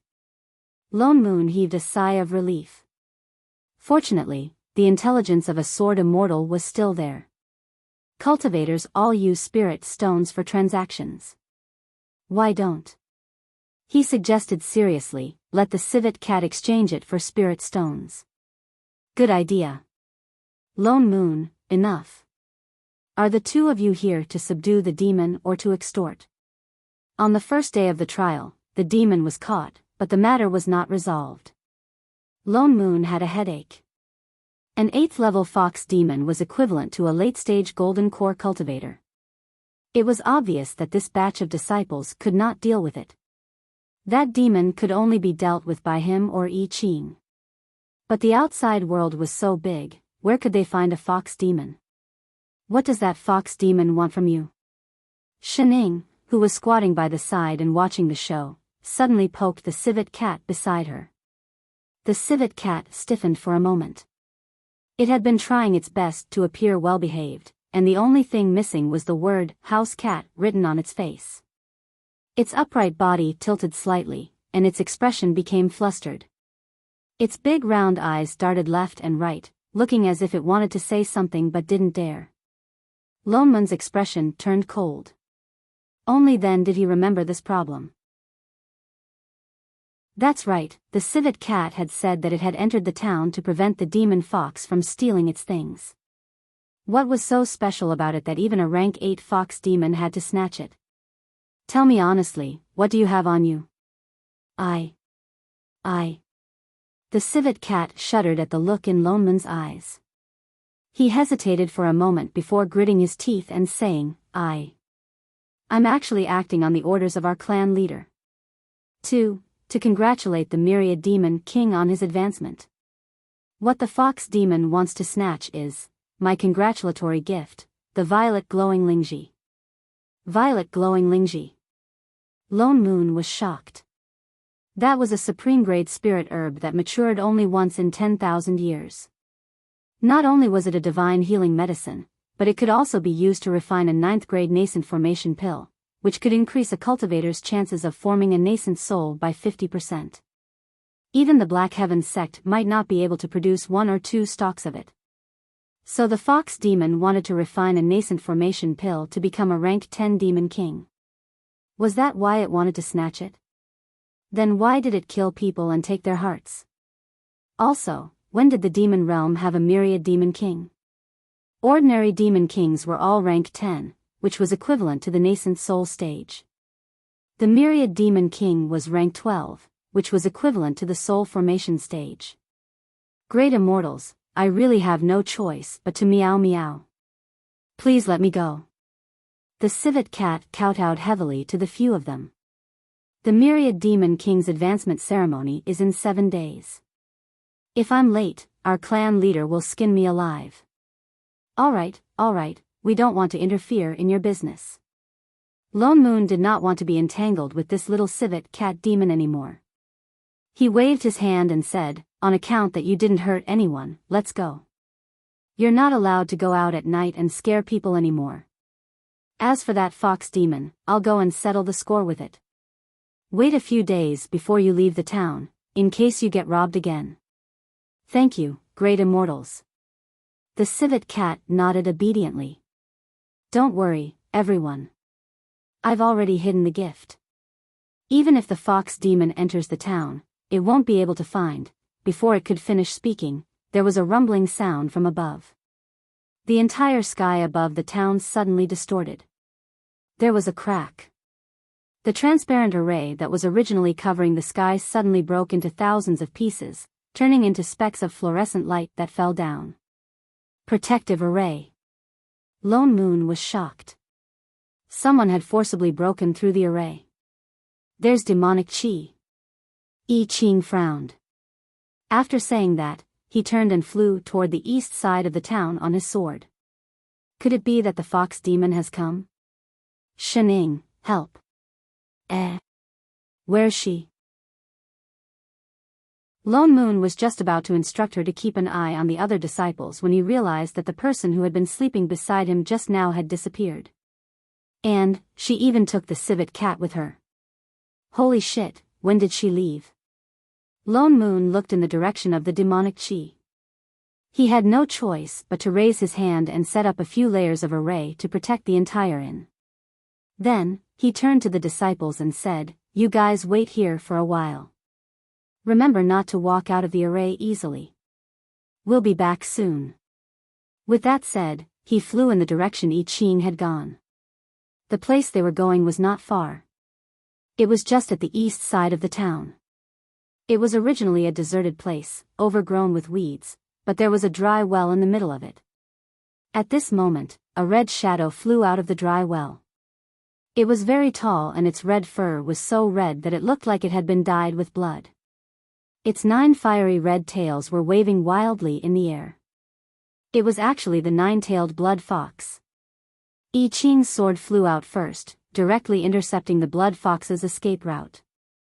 Meow's gift. A cry of surprise came from behind. I Ching subconsciously looked back, only to find that Shining had also come over with the civet cat. Taking a closer look, the fox demon was indeed holding a rectangular box in one of its tails. The fox demon had done this on purpose. It had long discovered that they had entered the town and knew where the civet cat had hidden the treasure. So, it had beaten them at their own game. It had let the civet cat distract their attention, then took the opportunity to break through the protective array and come in to steal the treasure. However, it probably had not expected that there would be nascent soul or even soul formation cultivators here. That was why it had been discovered. Roar, that huge blood fox suddenly roared. Ignoring the sword array that I Ching had set up, it swept its 9 tails directly towards the sword peak. 2 of its tails were instantly cut off, but it still managed to forcefully rush out of the sword peak and escape into the distance despite being drenched in blood. I Ching was stunned for a moment.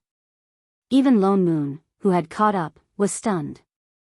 He did not expect the fox demon to be so reckless. Chase! Shining said. She was the first to run in the direction of the fox demon.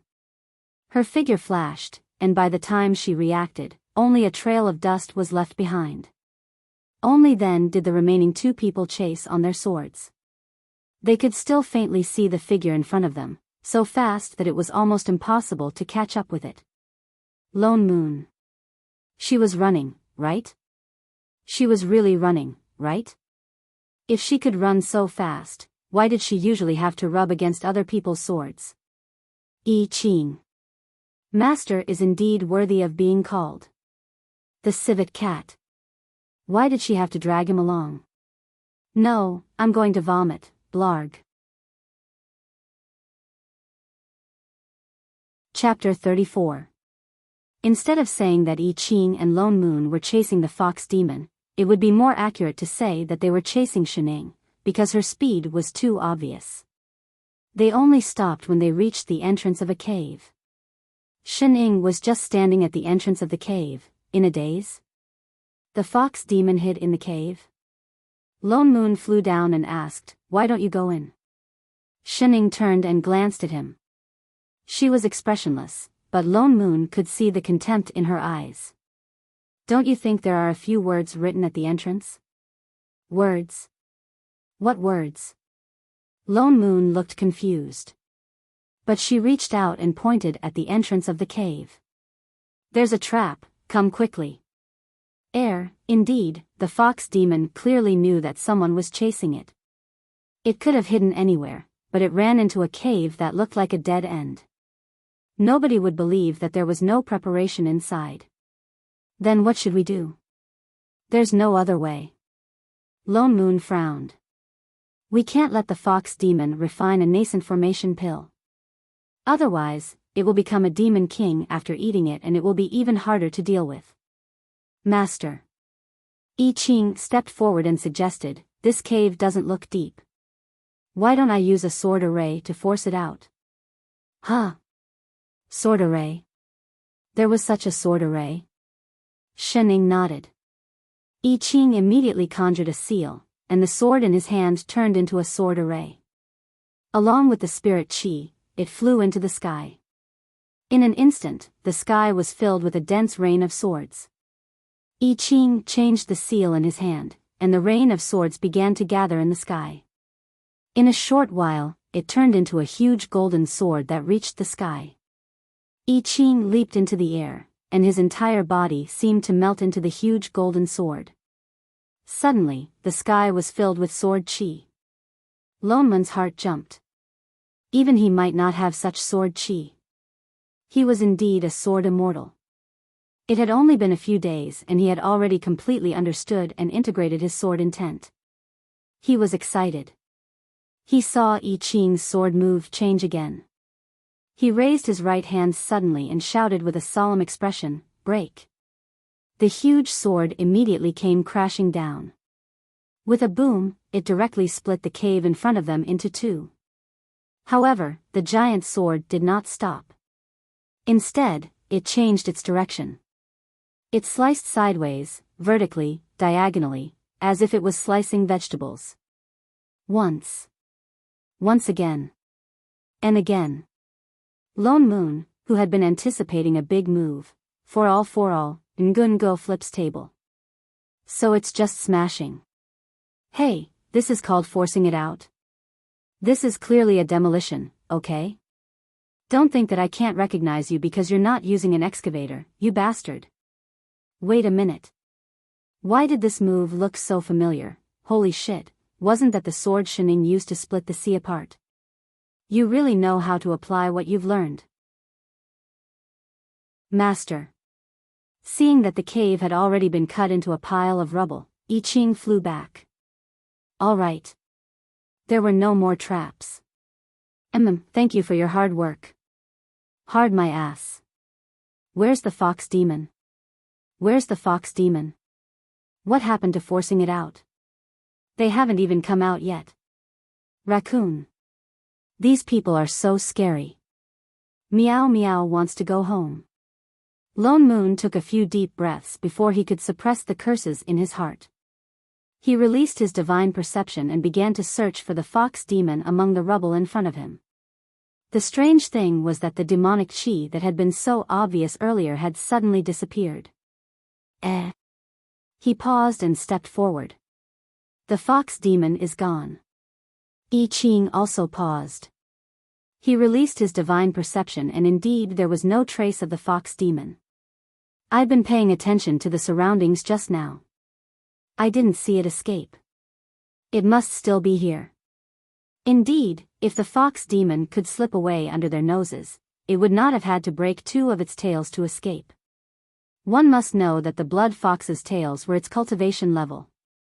Losing two tails at once was a huge sacrifice to its cultivation level. What's that?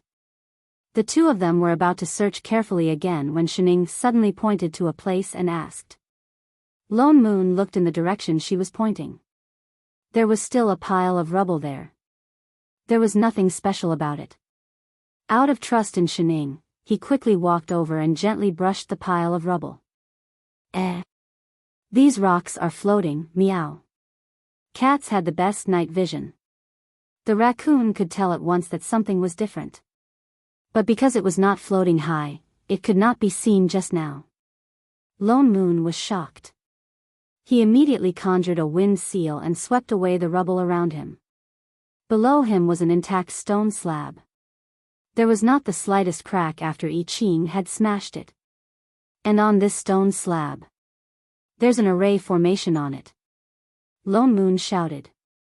The lines on the stone slab were clearly traces of an array formation. It was just that because there was no spirit chi to activate it, he could not see it for a moment. What's the use of this array formation? I Ching asked. Shining and he were both laymen when it came to array formations. Lone Moon carefully looked at the array formation. After a while, he said, this looks like an isolation array, but the Dharma talisman on it is different from ordinary array formations. It looks quite old. He frowned. But the fox demon must be hiding under it. With that said, he directly mobilized his spirit chi and pressed one hand on the stone slab. For a moment, the lines on the stone slab seemed to be lit up. They lit up instantly and became bigger and bigger until they spread to the entire pile of rubble. Rubble of all sizes floated up, and the stone slab under their feet began to move slowly in all directions. It's open. Lone Moon reminded them and signaled for everyone to step back. In a short while, a huge pit appeared on the ground. The pit was so deep that they could not see the bottom. There was also a faint, strong stench coming from inside. Demonic chi. I Ching looked up at the two. It's that fox demons. It's really hiding down there. After it. Lone Moon said and jumped in. This fox demon was also very cunning. No wonder it wanted to hide back in the cave. It was dark in the cave. If they escaped into it, they would definitely not be able to find this array formation. Naturally, they would not be able to find it. But it probably did not expect that they would split the cave open. The cave was very deep. They flew down for a full 2 minutes before they landed on the ground. It was pitch black all around. Lone Moon raised his hand and summoned a ball of fire to light up the surroundings. Only then did they see clearly that there was nothing around them. It was quiet. But there was no sign of the fox demon. The demonic chi was so strong. It's so smelly here, meow. Once they jumped down, the civet cat covered its nose and subconsciously hid behind Shining. Shining looked around and reached out to touch the mountain wall. But her hand was smeared with red. Hey, is this mountain bleeding? Blood? Lone Moon was stunned. He immediately walked over and looked at the dripping mountain wall.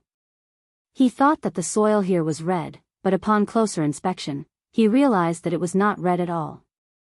It was clearly dyed red with blood. Could it be, there are only bloodstains on this side of the mountain wall? I Ching looked around and said. Lone Moon frowned. He had a bad feeling. He pulled Shining away and said, "Step back. There might be something behind this mountain wall."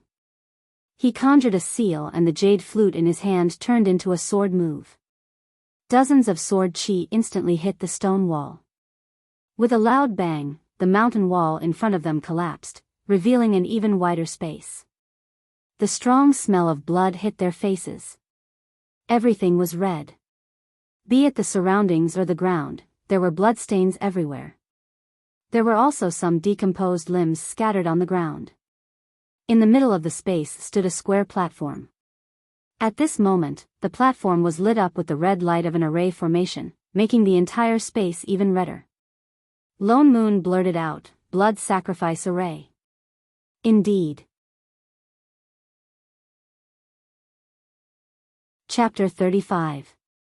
You actually chased me all the way here. A man's voice suddenly rang out.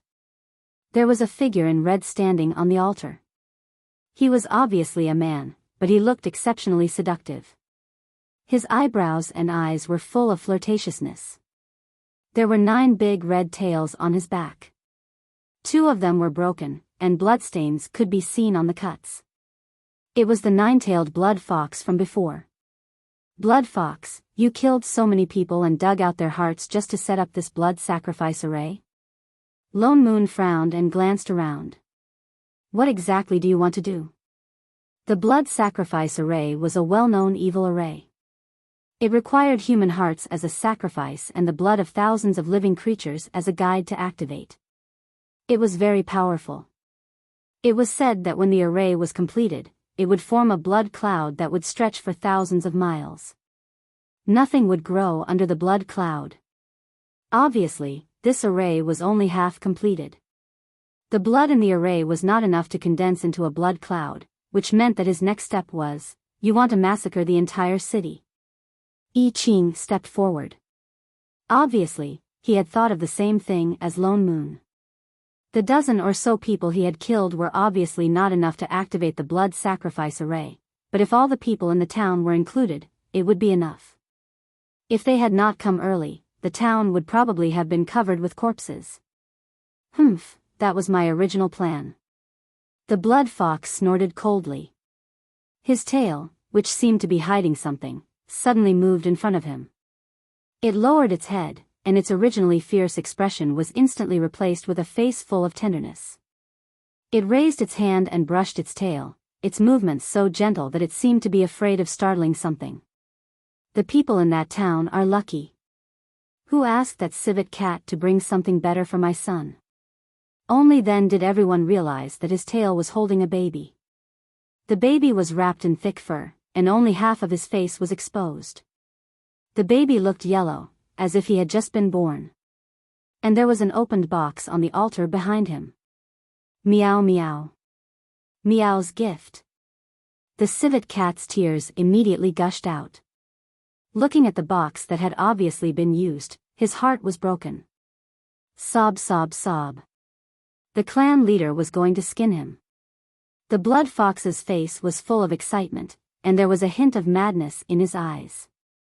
He hugged the baby on his tail tightly and murmured, after absorbing the spirit chi of this purple cloud Lingji, "My son will soon wake up." As it turned out, the reason why he had set up the blood sacrifice formation was to use the evil blood chi in the formation that could reverse heaven and earth to cure his fox cub. But along the way, he discovered something even better, the raccoon's purple cloud Lingji, so he racked his brains to snatch it. However, it's no use. "Your child won't wake up," I Ching said coldly. "What nonsense are you spouting?" The blood fox suddenly went berserk, its blood-red eyes staring at I Ching. "The purple cloud Lingji can bring the dead back to life. It's the best healing panacea, how can it be useless? My son will wake up soon, very soon. You also know that it's only a healing medicine, not a medicine for resurrection. The violet cloud mysterious Ganoderma can't save a dead body that doesn't even have a soul." The fact that the baby had not woken up for so long was proof of that. I Ching continued, "Blood fox, the baby in your hand died when he was born." "No, impossible." The blood fox's expression became even more frenzied. "He is the son of me and Shua. He is the only bloodline that she has left for me in this world. He will not die." "You're talking nonsense." "Nonsense." The blood chi on the blood fox's body suddenly soared, and even a gust of cold wind blew through the entire space. Lone Moon frowned and exchanged a look with I Ching. He was no longer in the mood to talk nonsense with this obviously crazy fox demon. Both of them rushed out. The sword techniques in their hands changed, and for a moment, their eyes were filled with sword light.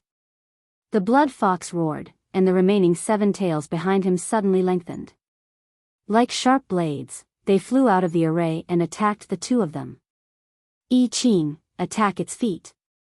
Nothing could live under the blood sacrifice array. Although this array was not complete, the blood fox stood at the eye of the array, and the blood fog would protect its master. They could not hurt it unless they forced it out of the array. I Ching nodded. The surrounding spirit swords turned and blocked the blood fox's attack. The sword tip directly attacked the feet of the demon fox. "Damn it!" The blood fox roared angrily and hurriedly withdrew one tail to block in front of him. In an instant, another tail was cut off. Although he could block the first wave of sword techniques, he could not block the second wave. The spirit swords stabbed into the ground under his feet, right at the eye of the array. The array immediately darkened. Seeing that the sky full of swords was about to rain down, the blood fox had no choice but to retreat and fly out of the center of the array. Without the support of the blood sacrifice array, the blood chi on its body suddenly decreased by half, and the sky full of sword chi became even sharper. Lone Moon and I Ching took the opportunity to attack the array. Just as they were about to destroy the array, the ground suddenly lit up with a blinding white light, and the entire space was reflected in white. A huge array suddenly appeared, and instantly covered the original blood array. They only felt their bodies become heavy, and they were directly suppressed by the array until they knelt on one knee. Even the spirit chi on their bodies began to flow continuously into the array. Damn it, they fell into a trap. Ha ha ha ha ha. Standing outside the array, the blood fox suddenly laughed maniacally and looked coldly at the 2 of them. "Humph, did you really think that I would not prepare anything and just sit here and wait for death?" Lone Moon's face darkened, but his body seemed to be pressed down by 1,000 pounds. He could not move at all, and even conjuring a few seals was useless. What exactly was this array? Why could even he not break through it? And it seemed to be able to absorb the spirit chi on their bodies. He took a closer look at the lines on the array, but found that there were some talismans on it that he could not understand. They looked like ancient words. This is an ancient soul-destroying array. His eyes widened in shock. "Oh, so you know this array?" The blood fox looked at him with some surprise, but his eyes became even more fierce. That's right, this is indeed an ancient array, but I did not know what it was before. But as long as it can control you, it's fine. You deliberately led us into the array. The ancient soul-destroying array was an array that had long been lost. Legend had it that it could absorb the spirit chi of any living creature in the array. He had only seen descriptions of this array in some ancient books. This array was definitely not set up by the fox demon. It was very likely that it had been here all along, and the fox demon had discovered it, so it deliberately set up the array eye of the blood sacrifice array here. And when they attacked just now, the spiritual chi just happened to reactivate this array. You're right. I just tried. The purple cloud Lingji really cannot save my son. With a sweep of his fox tail, he directly swept the box on the altar to the ground. Gift. The civet cat reflexively wanted to pick it up, but was suppressed by the array and could not even get up. But, you can. The blood fox's tone changed, and his expression became even more excited. He looked at I Ching and Lone Moon as if he was looking at a gluttonous feast. Ha ha ha. I did not expect the Black Heaven sect to directly give me a soul formation and a nascent soul cultivator. With the cultivation of the two of you, in addition to this blood sacrifice array, I can once again summon my son's soul, and he can be resurrected. You still want to massacre the city? Lone Moon looked anxiously at the blood fox. So what if I slaughter them? The blood fox's expression became even more frenzied. As if thinking of something, he gritted his teeth and the murderous intent in his eyes almost overflowed. Those stupid mortals should have died long ago. It's them, they killed my Schwapper. What do they mean by humans and demons are different? It's all bullsh**. Schwapper and I were truly in love. What has that got to do with them? Schwapper was the love of my life, but she died because of them.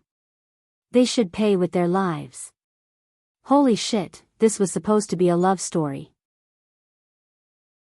He was wondering why the dead baby in his arms was in the shape of a human. It turned out that the birth mother was a human. Chapter 36. If it wasn't for that golden core cultivator who meddled in other people's business and came looking for death, my blood sacrifice array would not have been delayed until now. He snorted coldly and swung his fox tail, sweeping away the spirit sword stuck in the eye of the array. The blood sacrifice array was activated again, and the dazzling white light and red light appeared again. But it's not bad now. After my son is resurrected, as long as he eats the two of you, he can at least form his core directly, ha ha ha ha ha. Stop. Lone Moon watched as the blood sacrifice array began to spread in all four directions at an extremely fast speed. Most of the blood was flowing directly in the direction of the small town. Lone Moon became even more anxious. Blood Fox, if you dare to massacre the entire city, my Black Heaven sect will not let you off. The Blood Fox laughed even louder. Black Heaven sect, so what? There are only the two of you here, plus a good-for-nothing civet cat. As long as I kill you, who will know that this array was set by me? That. Suddenly a voice sounded. Shining, who had not spoken in the array, raised a hand. You seem to have forgotten about me. Who are you? The blood fox was shocked and turned his head violently. When did this person come in? Was there such a person just now? And, why are you fine? In the ancient spirit extermination array, she could actually move freely. How was this possible? Shining. Lone Moon was delighted. Holy shit, he actually forgot that this cheat was also here. Quick, destroy this spirit extermination array. What array? Shining looked around. How was she going to destroy it? This one on the ground, it's glowing white. Lone Moon shouted. Use the spirit sword scattered around to split open the geometric patterns on the ground. Oh. Shining casually pulled out a sword from the ground. Don't even think about it. The blood fox's eyes widened. The foxtail behind him directly attacked Shining, and it looked like it was going to pierce through her. But she suddenly turned back and casually grabbed several fox tails that were twisted together, so that it could not go any further. The blood fox was shocked. Just as he was about to retract his fox tail, Shining suddenly pulled hard. Suddenly, a stream of blood spurted out, and the remaining 6 fox tails of the fox demon were pulled off at the roots. It immediately let out a shrill scream and could no longer maintain its human form. It rolled around in the formation in pain. Aya, it broke. Shining threw away the long-tailed fox in her hands with a look of surprise. You didn't use any strength. Lone Moon, Ching, civet, suddenly, he felt that his arrival was a little unnecessary. Shining did not care about the fox anymore. She picked up a sword and stabbed it into the array that was glowing with white light. Immediately, half of the sword sank into the ground. There was a cracking sound, and the array instantly cracked. The light dimmed by more than half, but it did not directly collapse.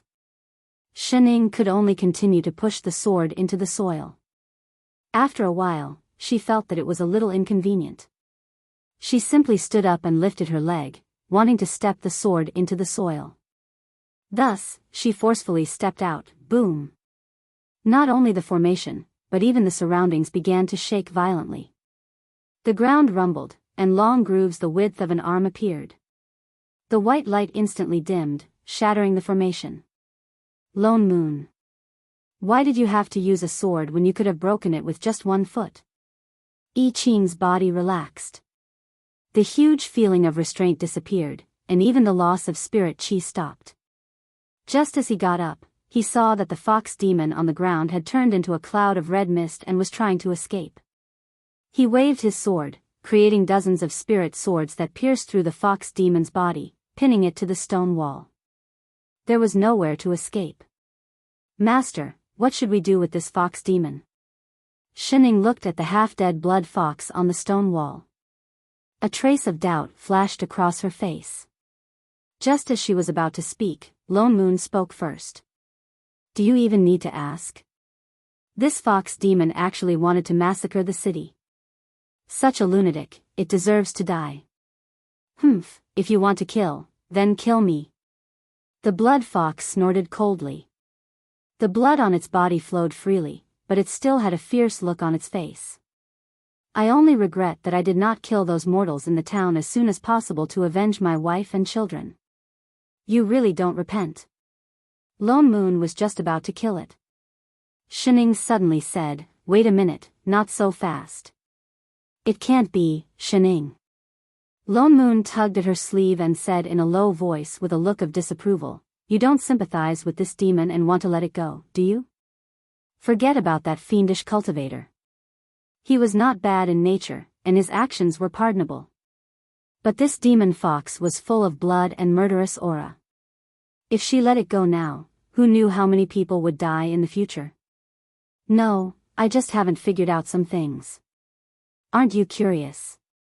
She pointed at the blood fox. Even though its tail was completely broken, it still subconsciously used its broken tail to protect the dead baby. The one on its tail, is that really its son? It should be. Otherwise, why would it be so desperate? Lone Moon replied casually. But didn't it just say that the child is a human? Yes. Didn't it just say that? He nodded. It fell in love with a human. It is a demon, and it has demonic aura on it. It can't be with a human, that's why people say that humans and demons have different paths. Mortals have always been afraid of demons. It's normal for them to reject people who love demons. That's why it wanted to take revenge on the people in the town. Can a human and a demon really have children? I think so. Wasn't there one? Is there no reproductive isolation? Ah. He really hadn't thought about this question. Did you freaking think for half a day just to ask this question? Look, in theory, individuals of different species are controlled by different genotypes. They have different reproductive behaviors and related reproductive rates. That's why the gene flow between species is restricted or prevented. It's impossible for different species to produce offspring. Air. Why did she suddenly become so academic? He used to study finance, not biology. He didn't understand at all. But, why do I feel that it makes so much sense? Reproductive isolation is restricted. It's impossible for humans and animals to reproduce. So. She tilted her head. Where did that child come from? Lone Moon and I Ching, half a minute later, they both turned to look at a certain demon on the mountain wall. Suddenly, they felt that its fur was a little green. Shining asked seriously, well, are you sure it's that child's biological father? The blood fox, a while later. Pfft, the fox spat out a mouthful of blood. Its mouth moved, but it couldn't squeeze out a word. In the next moment, its head tilted to the side and there was no more sound. It was suffocating to death. Lone Moon and I Ching, two pairs of eyes, turned to Shining. Why are you looking at me? Shining hesitated. Did I say something wrong? Lone Moon. He didn't know where to start. I Ching, +1. Chapter 37. Woo woo woo. Meow's gift, it's gone meow. The civet cat hugged the box on the ground and cried sadly. Lone Moon walked over and looked at the already opened box. The spirit herb in the box had already withered. He sighed and said, the spirit chi in this herb has been sucked dry. Don't think too much about it. The civet cat had thought that the fox demon was using it to refine pills and wouldn't use it so soon.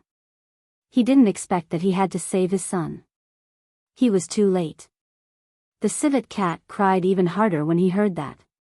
Shining turned to look at the box in his hands. Only then did she realize that there was a dried-up radish. It doesn't look like a radish. It's a purple cloud lingji, Lone Moon corrected. She picked up the leaf curiously. Apart from being purple, it looked like a radish everywhere. Woo woo woo. Without the gift for the myriad demon king, meow, meow can't go back meow. The civet cat cried even harder. That. Shining hesitated. The myriad demon king you're talking about isn't a rabbit, is it? How do you know? The civet cat stopped crying and looked up with teary eyes. The myriad demon king's original form is indeed a rabbit. It really is. You should have said so earlier. That's easy. Shining patted its head. I'm very familiar with rabbits. Don't cry. I'll help you write a letter to explain. With that said, she looked around and tore a piece of cloth from the person next to her. Holy shit, why are you tearing my clothes? Lone Moon held on to the remaining half of his shirt and jumped up. If you don't have paper to write on, can't you just tear your own? You really don't treat me as an outsider. Who asked you to be so white?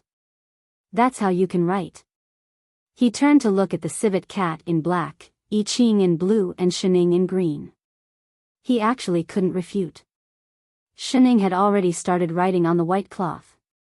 She even used the blood on the ground as a source of inspiration. He quickly wrote 2 lines of words, then kindly put it back into the box and handed it over. All right, you just need to show this to the rabbit. It won't blame you. Is this really okay? Raccoon took the box in a daze, still looking worried. Don't worry, it's a good grass-eating rabbit. All he could do now was give it a try. Civet sniffed and put away the gift box. Just as he was about to express his thanks, the ground suddenly shook violently and cracked open. Beams of white light shot up into the sky, as if something was about to emerge from the ground. There's something underground. Lone Moon was shocked. He turned to the rest and said, this place is going to collapse. Let's fly out quickly. With that said, he hurriedly turned to fly on his sword. Master. I Ching hurriedly pulled Shining back onto the sword. Together with the civet cat, who had turned back into black chi, they flew out of the deep pit. When they came out to take a look, they realized that it wasn't just the crater. Even the ground within a radius of 7 or 8 kilometers was cracking. Dazzling white light shot into the sky from the cracks. The entire ground suddenly protruded, and the earth quaked. Something huge was rising from the ground, and it was getting taller and taller. After a while, it finally left the ground and rose into the air. Only then did they see that it was a huge stone peak. It looked even bigger than the main peak of the Black Heaven sect. However, there were all sorts of strange talismans floating around the stone peak, as if it was surrounded by layers of array formations. As the stone peak rose into the air, the top of the peak began to flash with lightning and thunder. A purple bolt of lightning pierced through the air, and the air suddenly began to distort. In a short while, a translucent entrance that looked like a water mirror appeared on the peak. Faintly, they could see another world inside. The immortal mountains were vast, and the spirit chi in the mountains was so dense that it was shocking. There was even a faint seven-colored mist. No. That was not spirit chi, it was immortal chi. This is the entrance to the ancient mystic realm. Loneman's eyes widened in disbelief. No wonder there was an ancient spirit exterminating array at the bottom of the crater. There was an ancient mystic realm hidden underground. In the Azure world, the ancient mystic realm had long been a legend. Although there were countless books and records left behind, no one knew if it really existed. Who would have thought that they would actually find an intact mystic realm here? What's a mystic realm?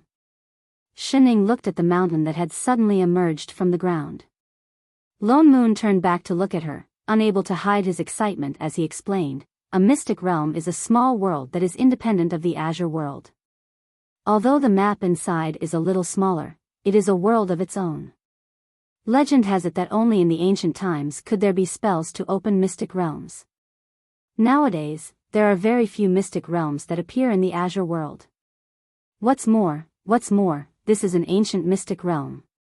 Oh, that means, this is a pocket dimension. You could say that. Why did it feel like Shen Ying's words were of a lower standard? He cleared his throat and regained his composure. In a low voice, he said, the ancient mystic realm has appeared. We don't know how long this entrance will last. Now that the situation in the mystic realm is unclear, we have to inform the sect as soon as possible. We have to discuss a plan before we go in to investigate. Lone Moon turned back to look at the mirror-like entrance on top of the stone peak. He did not know whether it was a good or bad thing that this mystic realm had appeared near the Black Heaven sect. Let's not waste any more time. Let's go straight back to the sect. Shining and I Ching had no objections, so they nodded and bade farewell to the civet cat. Together, they turned back and flew in the direction of the Black Heaven sect. Lone Moon flew very fast, almost at the fastest speed he could fly on his sword. It only took him half the time to return to the sect. When he arrived, he vaguely felt that he had forgotten something, but he did not have time to think about it. Sigh, forget it, it's not important. Ching'an and the disciples who were waiting at the inn. When will Uncle Master come back to remove this array? At the same time, in the pantheon of demons. The rabbit monarch, who had finally received a congratulatory gift, opened the crumpled white cloth in the box. Instantly, its legs gave way and it almost fell off its throne. On the cloth was written, "Rabbit, I'm taking the carrot that the cat gave me, don't blame it." Shening, Shen. Shen. Exalted Immortal Shen. Was it blind? Was this really written by Exalted Immortal Shen, whom it had not seen for a long time? But in this world, she was the only one who called the purple cloud Lingji a carrot. But it was fine if she took the congratulatory gift, but why did she write a letter in blood? Was it a threat? This was a blatant threat. But, what did Bunny do wrong? Why didn't Exalted Immortal say it? The rabbit monarch's little heart trembled. Once again, it felt the fear of being ruled by a glutton on the night of the 1,000 demon meat. It's over, what do I do?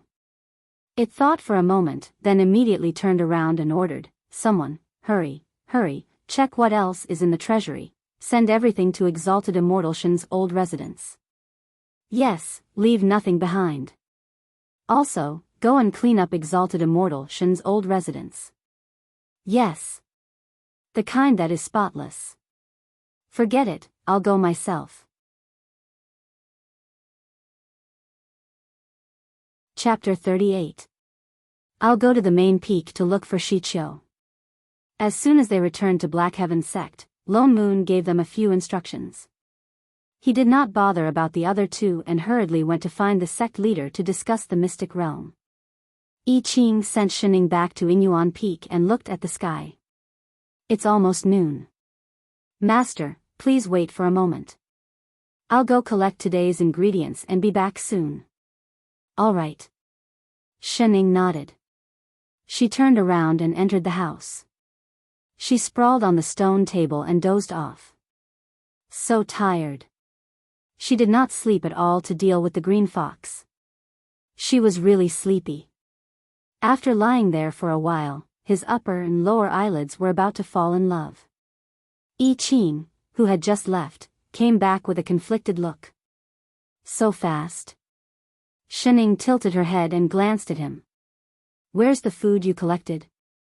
Didn't he go to collect the ingredients? Why did he come back empty-handed?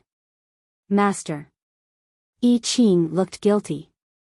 The people from the External Affairs Hall said that our monthly amount of spirit rice has been collected. Ah. She was stunned. Isn't there an unlimited supply? I just found out too. There is a limit to the monthly supply of spirit rice. If he had known earlier, he would not have made so many pastries. It was all that freeloader's fault. Yes, he must have eaten too much and caused Master to have no rice to cook.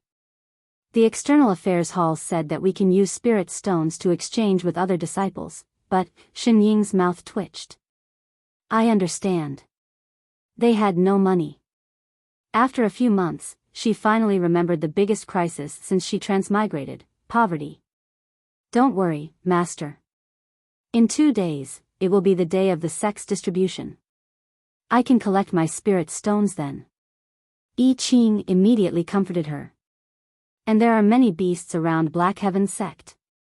Master may have to eat some meat these few days. I'll go catch it now. What a good chef. Shining sighed. As a master, she was so poor that she could not even afford to pay for a meal. She even had to let her disciple hunt for wild animals. It was really too convenient. Then I'll leave it to you. Shining patted his shoulder. Go, I'll wait for you. Yes, Master. No problem, Master. I Ching nodded vigorously, turned around and flew away. She sighed again. In terms of a chef's professionalism, he deserved full marks. However, he couldn't go on like this.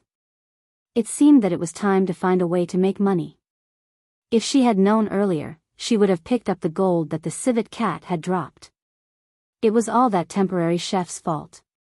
Achoo! On the main peak, Lone Moon, who was in the middle of a discussion, sneezed. Huh? Why did it feel like someone was scolding him? Uncle Master? Shichio gave him a puzzled look. It's okay, you can continue. All right, I feel that the matter regarding the ancient mystic realm is of great importance. The reappearance of the ancient mystic land was a good thing. When he first heard the news, he was ecstatic. After all, it was an ancient mystic land. Moreover, no one had ever set foot in it before. Who knew how many rare treasures were hidden inside? Who wouldn't like it? Who wouldn't be excited? However, after the ecstasy, a bit of worry surfaced in his heart. Before, the spiritual light shot into the sky. The various sects must have sensed it and sent people to investigate. It won't be long before everyone knows about this.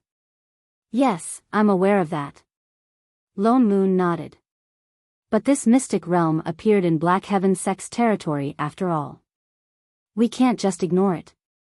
As for the matter of entering the mystic realm, you are the sect leader, so this matter is up to you to decide. I just feel that there's a limit to how long the secret realms can remain open. Since this is something that the sects will find out about sooner or later, I'm sure they'll find out sooner or later.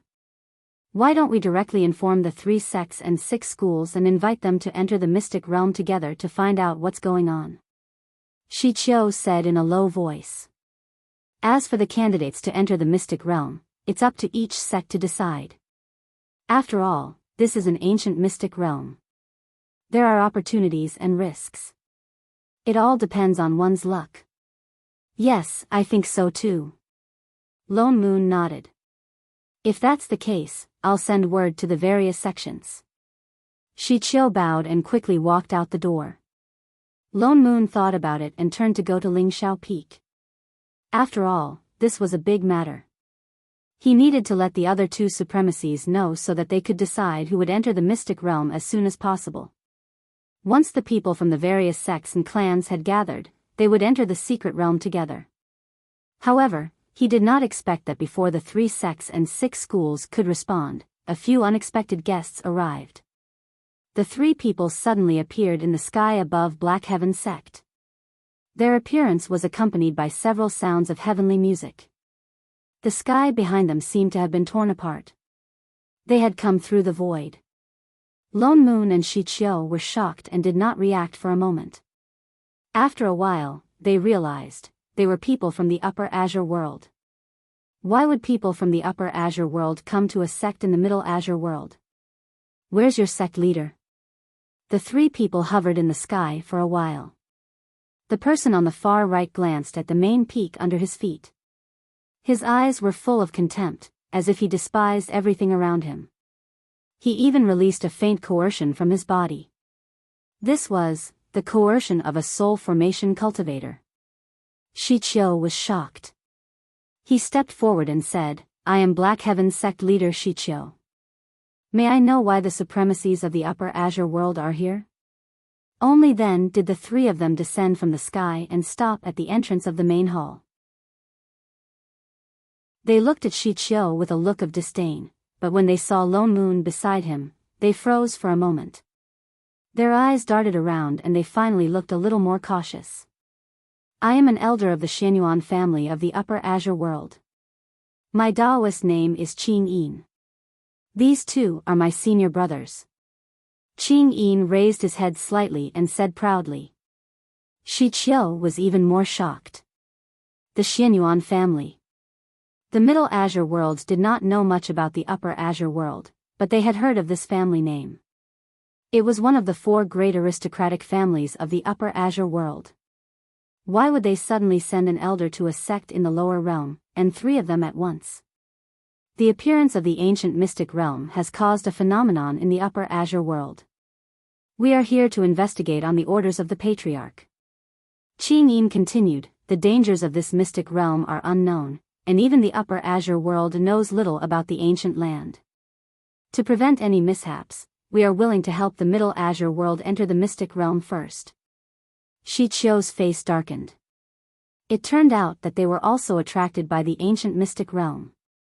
What help? It was obvious that they wanted a share of the spoils.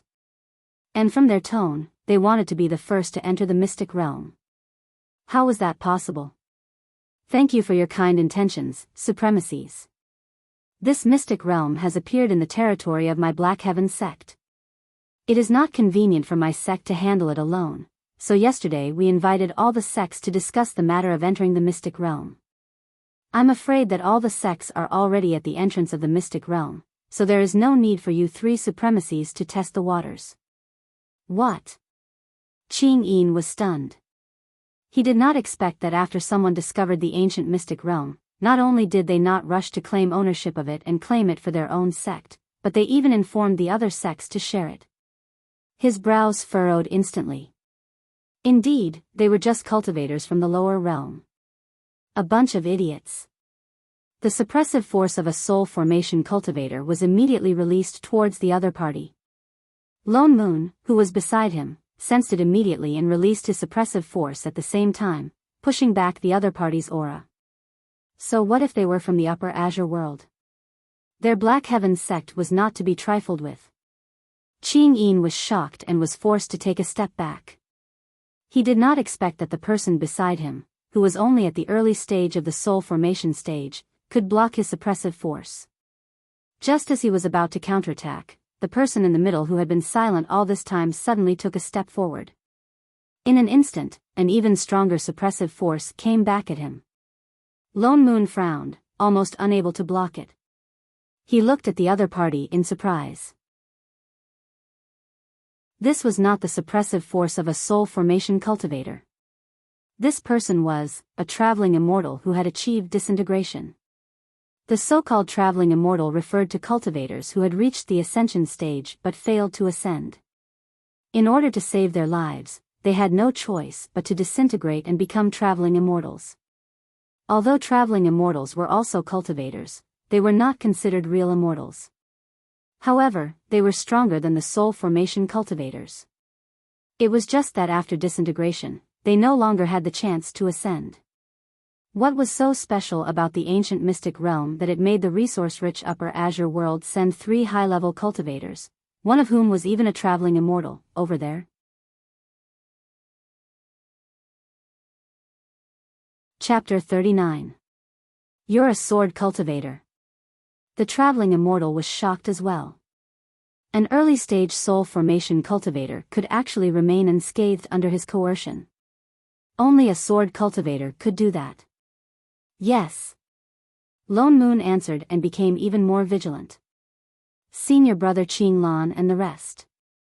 Qing Yin stepped forward as if he wanted to say something. Forget it. The traveling immortal cut him off. Since this matter has already been publicized, let the others enter if they want to. But we have already warned you about the risks inside. Take care of yourselves. Qing Yin seemed to have thought of something and his lips curled into a malicious smile. That's true. Anyway, only cultivators with at least nascent soul cultivation can enter the mystic realm. Other sects can also enter if they want. Every ancient realm is filled with ferocious beasts. Let's see how many of you are willing to enter. Only nascent soul cultivators can enter. Shi Qiu's eyes widened in shock. Only nascent soul cultivators and above could enter the mystic realm. Although Black Heaven's sect had many nascent soul cultivators, they could not compare to the Upper Azure world. And from his tone, even nascent soul cultivators would not be able to go deep into the mystic realm. The entrance to the ancient mystic realm usually only opens once every 5 to 1,000 years, and it lasts for 3 months at most. You immortal sects from the lower realm better hurry up. Qing Yin laughed mockingly. The 3 of them rode on their swords and disappeared into the sky. Needless to say, they must have entered the mystic realm. What should we do? The more Shi Qiu thought about it, the more conflicted he became. Of course they had to enter, and they could not be late. Who knew if the upper realm would send more people? After all, this was an ancient mystic realm. But Black Heaven's sect had a limited number of nascent soul cultivators and could not send all of them in. Moreover, 2 of the 3 soul formation cultivators were still in seclusion and could not come out. I'll go in and see what's going on. Lone Moon also thought of this and said in a low voice, let's not talk about what's going on in the mystic realm. Just this trip by the 3 of them has created a feud with Black Heaven's sect. It's not appropriate for the other nascent soul hall masters to go. I can at least protect myself. Uncle Master. He was indeed the most appropriate person to go. But I have to bring 2 more people. Who? I Ching. That's right, there's also perfected I Ching. He was also a sword cultivator and was not inferior to a soul formation supremacy. He was indeed very suitable. There's also his master. What? Shi Qiu was stunned. He has a master? Lone Moon had a good plan. That traveling immortal did not look easy to deal with, and no one knew what was in the mystic realm. In this situation, he could only use cheats. Given Shenying's perverted powers, bringing her along would be more useful than bringing along a dozen soul formation cultivators. Although she was a little lazy, a little bad with directions, a little perverted, a little troublesome, and a little infuriating, in terms of safety, she was indeed useful. He had never fought a traveling immortal before, but Shenying could at least fight him to a draw, right? In addition, he and I Ching might not win for sure, but they wouldn't lose. He had everything planned out. Given his relationship with Shining, this favor, I'm not going. Shining tilted her head, which was slumped on the table. Loneman's chest tightened. His face hurt. Why? Never in his wildest dreams would he have expected her to reject him. It's so troublesome. She hated going out the most. It would be better to sleep at home. Troublesome my ass. He could not help but help the pile of mud on the table up again. You should at least be polite and find a more proper reason. What the hell is troublesome? I'm not going. She leaned back on the table again. She was about to run out of food. Why bother going out? She might as well save her energy. Holy shit. Just do me a favor. We're from the same hometown. Do you have to be so disloyal? Just go into the mystic realm and you'll be back in 3 months. It'll be fast. I helped you to Sword Comprehension Peak last time. You should return the favor. It's not suitable to go out now. Why? I want to hibernate. The corner of Loneman's mouth twitched. It's spring now. Oh, then hibernate in spring. Spring your ass. Lone Moon was fuming, but there was nothing he could do about this shameless person in front of him. He could only continue to persuade her. This is a big matter for the sect. If you help me, everyone will remember your kindness. I'm not going. There's no salary. Lone Moon felt his blood pressure rise. He had an urge to strangle the person in front of him. He took a few deep breaths to calm himself down. After some thought, he took out a bag of spirit stones from the storage bag beside him and slammed it on the table. Salary.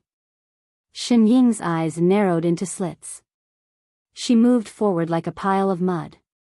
She opened the bag and saw that it was filled with superior-grade spirit stones. Air. The lazy person was getting restless. 3 months is too long. The damn homebody had never been away from home for so long. Boom. Another bag slammed on the table. The lazy person on the table immediately stood up. She stepped forward and held Loneman's hand. She said righteously, Father Nyo. When do we set off?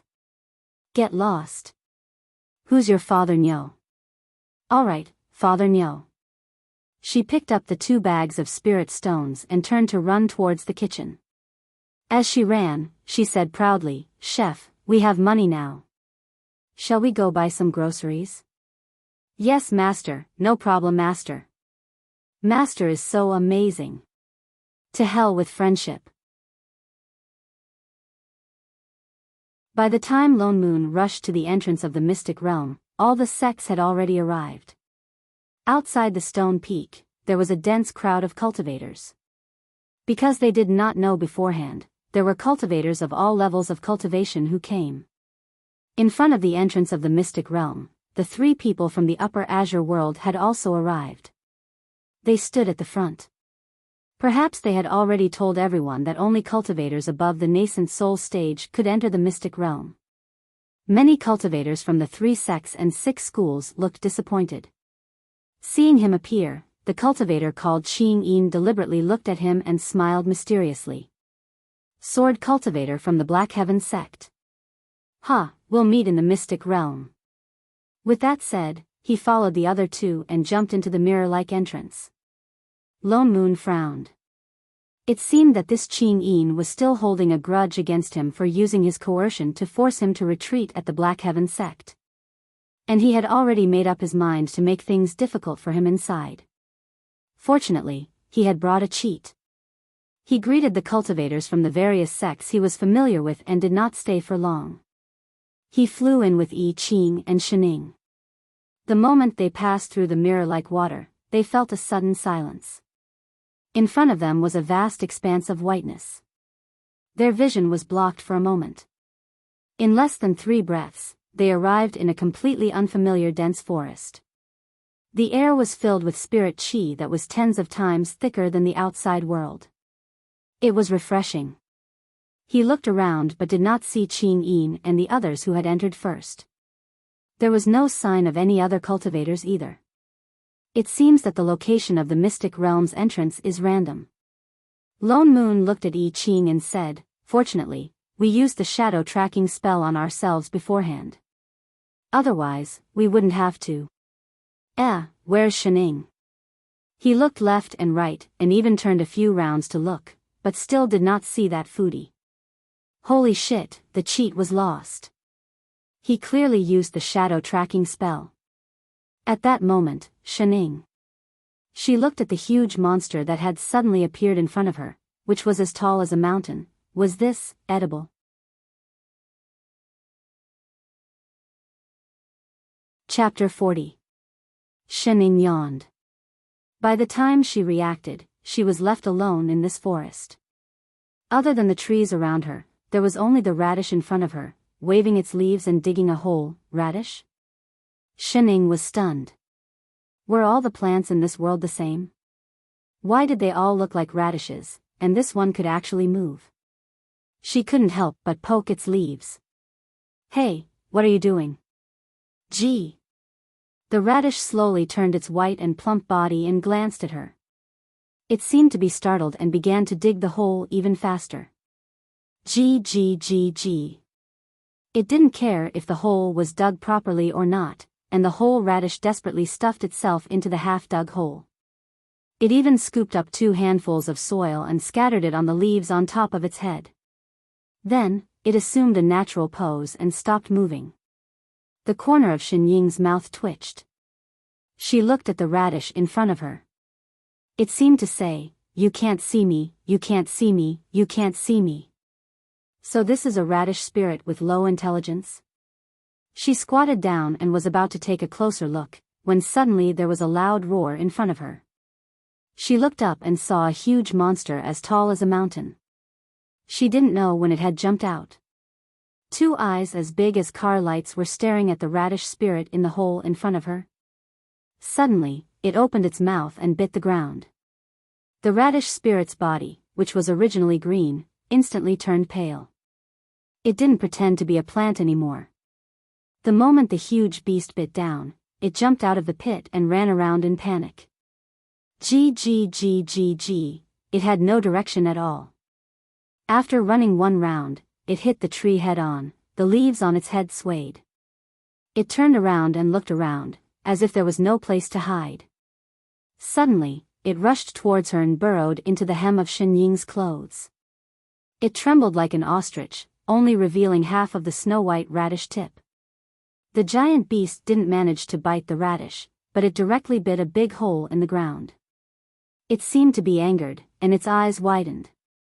It looked up and looked straight at Shening, instantly treating her as an enemy who snatched the radish.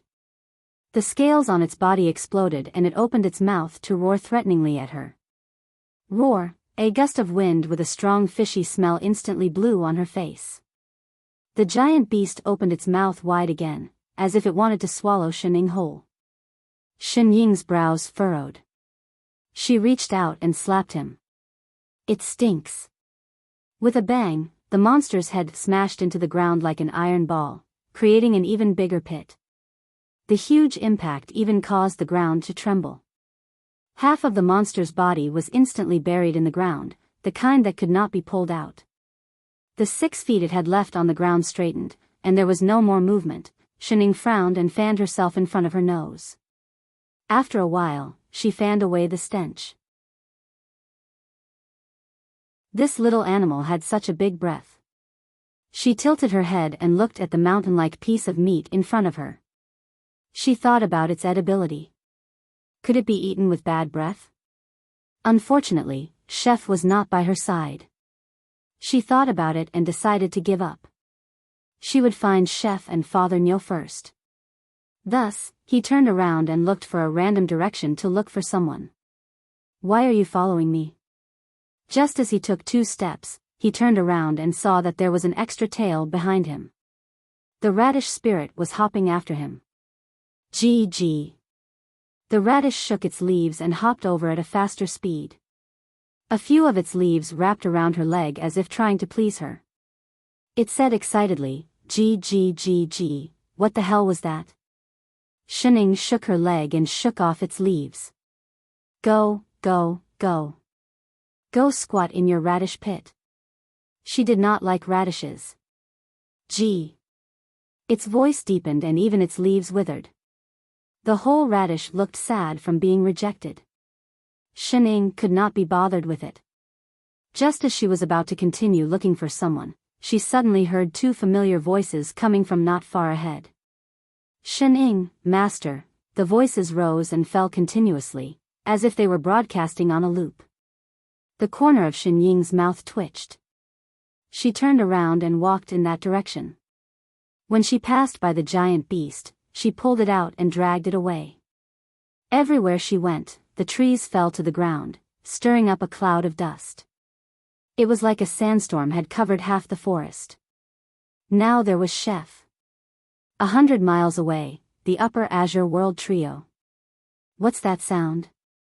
Qing Yin paused and looked into the distance. What's happening in front? Why is the sky suddenly filled with yellow sand? Someone must have been unlucky enough to meet a ferocious beast, Qinglan answered. From the looks of it, it's most likely the beast king of this forest. It's at least a 12th level beast. Ah. Then there's no other way. We can only change direction. Go. To prevent the situation from happening again, where she was on the other side of the river but could not be found no matter what, I Ching and Lone Moon shouted for a whole hour before they finally saw Shining strolling towards them. She was even dragging a mountain. Master. I Ching stepped forward to greet her. Hey, Chef. Shining waved her hand in greeting. What's this? Lone Moon looked at the giant beast behind her. The roar he heard just now, could it be this? Why did you drag this thing over? Meat, she replied matter-of-factly. She turned to I Ching and said, You haven't had lunch, right? Come, Chef. See which part of the meat is good and choose whatever you like. The corner of Lone Moon's mouth twitched. You're the only one who wants to eat meat. You're a foodie indeed. You can't forget to eat no matter what. Master, this can't be eaten, I Ching answered with a troubled expression. Why? She hesitated. Why didn't you say so earlier? Lone Moon rolled his eyes at her. This is a poisonous beast with poison all over its body. If you don't want to die, you can try. With that said, he took a step forward and looked at the beast carefully. But, with a wave of his hand, he conjured a wind blade and slashed at the top of the beast's head. Immediately, a large hole was cut open, and a green light flashed inside. An emerald-like bead immediately floated out. Lone Moon immediately conjured a seal and sent a spell over. The bead struggled for a while before floating back into his palm. This inner core is good stuff. A 12th level poisonous beast's inner core can cure hundreds of poisons. He conjured a fire elemental spell. Instantly, the mountain-sized corpse of the beast was engulfed in flames and turned into ashes. Oh yes, where did you find this poisonous beast? By right, 12th level poisonous beasts could transform long ago. They would not easily appear in their original forms unless they had a purpose. Over there. Shining pointed behind them. Why are you asking? Master. I Ching took a step forward and explained, usually, there are treasures beside high-level beasts. Now that this beast is dead, the treasures it was guarding have become ownerless. Oh. Understood. In other words, the beast was killed, but the treasure was not taken. Think carefully. Is there anything else around this poisonous beast? Lone Moon asked as he handed over the inner core in his hand. Shining thought for a moment. Suddenly, she lifted the hem of her clothes and bent down to pick something up from her leg. Does the leg pendant count? Gee, the radish that was suddenly pulled out waved its leaves cooperatively. The two of them were stunned. Their eyes widened and they said in unison. Vegetation spirit. Vegetation spirit.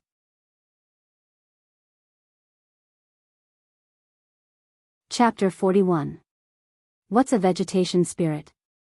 Shining paused. It looked like a radish no matter how she looked at it. A vegetation spirit is a living thing formed by the accumulation of spirit chi, Lone Moon explained. Lone Moon explained, spirit herbs and spirit plants have spirit chi in them and live longer than demon beasts, but they cannot develop sentience. However, if it was in a place with an especially large number of spirit plants, the dense wood spirit chi might be able to induce the emergence of vegetation spirits among the spirit plants. But the probability is so low that it's negligible. This is my first time seeing a vegetation spirit. Oh, what's the use of that? It's still a radish. Of course it's useful. Lone Moon looked at the vegetation spirit in her hand excitedly. It's formed by the accumulation of spirit chi from spirit plants, so it can sense the existence of all spirit plants in the world. In other words, as long as you bring it with you, you'll know the location of all the spirit plants in this mystic realm.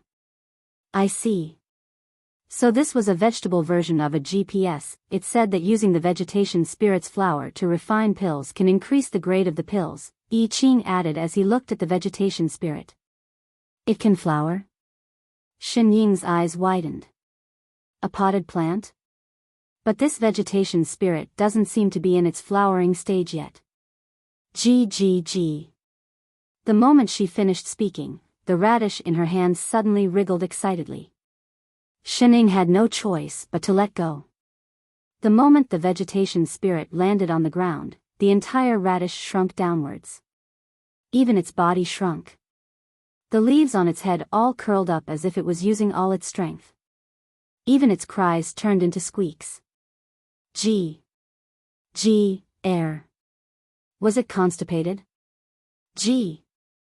After holding it in for a long time, it suddenly straightened its body and its leaves spread out. There was a spluttering sound, and a snow-white flower appeared on its head, dandelion. Why did a dandelion grow from a radish? Did it mutate? It's blooming. I Ching exclaimed. The radish curled its leaves and plucked the dandelion off its head. It handed it to Shening as if to please her. No. Dandelions were very sticky to clothes. This is 1,000 leaves vegetation spirit. I Ching was even more shocked. If ordinary vegetation spirits could raise the grade of pills, then the 1,000 leaves vegetation spirit's flowers were practically synonymous with supreme grade pills. Any pill refined with its flowers would definitely be supreme grade pills. No wonder the upper azure world sent traveling immortals to this mystic realm. Lone Moon finally understood what the three of them were looking for in the mystic realm. They're looking for this vegetation spirit? I Ching asked. It should be. Lone Moon nodded. I heard that one of the 4 aristocratic families in the upper azure world has cultivators who specialize in refining elixirs. The family's most precious treasure is the 1,000 leaves vegetation spirit, and it's the only one in the world. Vegetation spirits can't possibly grow in a place suitable for human cultivators. They also need dense wood spirit chi, I Ching continued. That's why he thought that there would be some in this mystic realm. That's right. Lone Moon looked at the vegetation spirit on the ground with a complicated expression. It kept raising its flower high, trying to give it to someone. If the three of them found out that the thing they were looking for had been picked up by Shining the moment they entered the mystic realm, would they explode in anger? Great, let's see how they're going to act tough now. Lone Moon's entire body felt good. Even a certain foodie seemed more pleasing to the eye. Shining, how exactly did you make it recognize you as its owner? He was curious. Vegetation spirits were born from gathering spirit chi from heaven and earth. They were extremely arrogant creatures and it was extremely difficult to tame them. Recognize you as its owner? I didn't. It didn't. Lone Moon looked at it dumbfounded. Why did it follow you if it didn't? And it even took the initiative to bloom flowers to please her. How would I know? It wanted to follow me. Shining looked down at the dandelion on the ground. Seeing that she did not want it and was even working hard to bloom a second flower, She took a step back in disgust. If you like it, I'll give it to you. Me? Lone Moon was shocked. Even the upper azure world was trying so hard to get their hands on something. How could she just give it away so easily? Did she know what a vegetation spirit meant? It meant countless spirit herbs and elixirs. Did she still want to increase her cultivation level or not? Huh. Wait, she really didn't need it? Damn. The vegetation spirit on the ground seemed to understand what the two of them were talking about. Suddenly, it started waving its leaves anxiously. G. The radish was unwilling. The corner of Lone Moon's mouth twitched. Forget it. I'm not a pill cultivator. What's more, it has already recognized you. Even if I wanted to form a contract with it, I would fail. Oh. Shining still looked indifferent. Why don't we throw it away? Throw it away, my ass. He had said so much for nothing. Then what should we do? She did not want to keep carrying a leg pendant. It was very heavy. Let's bring it back first. He turned to look around. It's getting late. There must be other things in this mystic realm. Let's hurry and go to the east. Shining had no objections. I Ching directly summoned his spirit sword and flew up with Shining habitually. Lone Moon was about to fly up on his sword when he felt something heavy on his leg. He looked down and coincidentally bumped into the side of a leg pendant. GG. The radish was stunned. It looked at the two people in front of it who had already flown away, then looked at the leg it was hugging. It seemed to have just realized that it had hugged the wrong person. Immediately, it swung its leaves and threw the flower that it was holding onto the ground. It made a small sound. Pooey. Lone Moon. Was he being looked down upon by this radish? He was definitely being looked down upon. You hugged the wrong leg and you're blaming me? Go down if you have the guts. For all, with the vegetation spirit's guidance, Lone Moon finally experienced what it felt like to be a nouveau riche. Those high-grade spirit grasses and spirit plants were like his own backyard deans. Every single one of them was harvested accurately, and every single one of them was a spirit plant that was over 10,000 years old. What's more, he did not have to do anything himself. The vegetation spirit only had to wave its leaves lightly and those spirit herbs would fly into the storage bag on their own. Just thinking about the reaction of the three people in the upper azure world when they found nothing made him feel that this trip was really worth it. They spent more than a month until their storage bags were full. Only then did they give up harvesting and focus on flying towards the center of the mystic realm. The three of them flew for 4 to 5 days before they finally exited the endless forest. Suddenly, a wasteland appeared in front of them. Compared to the forest before, this place was like the other extreme. There were steep cliffs and strange rocks everywhere. There was not a single bit of green in sight. It was so quiet that not even the sounds of insects and birds could be heard. The spirit chi here is a little strange. I Ching frowned and suddenly said. What do you feel? Lone Moon could also see that there was something strange about this place. He became alert. I'm not sure yet. I Ching shook his head. The spirit chi here was very thick, even thicker than in the forest before. But for some reason, he felt that there was something strange about this spirit chi. There must be something hidden here. Be careful. Lone Moon nodded. He slowed down the speed of his flying sword and flew forward. They flew for a few more hours. They could no longer see anything apart from the rocks. But they did not find anything strange. Don't you feel? Shining suddenly said, a little hot?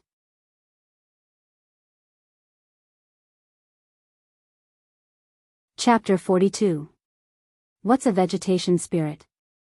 Shining paused. It looked like a radish no matter how she looked at it. A vegetation spirit is a living thing formed by the accumulation of spirit chi, Lone Moon explained. Lone Moon explained, spirit herbs and spirit plants have spirit chi in them and live longer than demon beasts, but they cannot develop sentience. However, if it was in a place with an especially large number of spirit plants, the dense wood spirit chi might be able to induce the emergence of vegetation spirits among the spirit plants.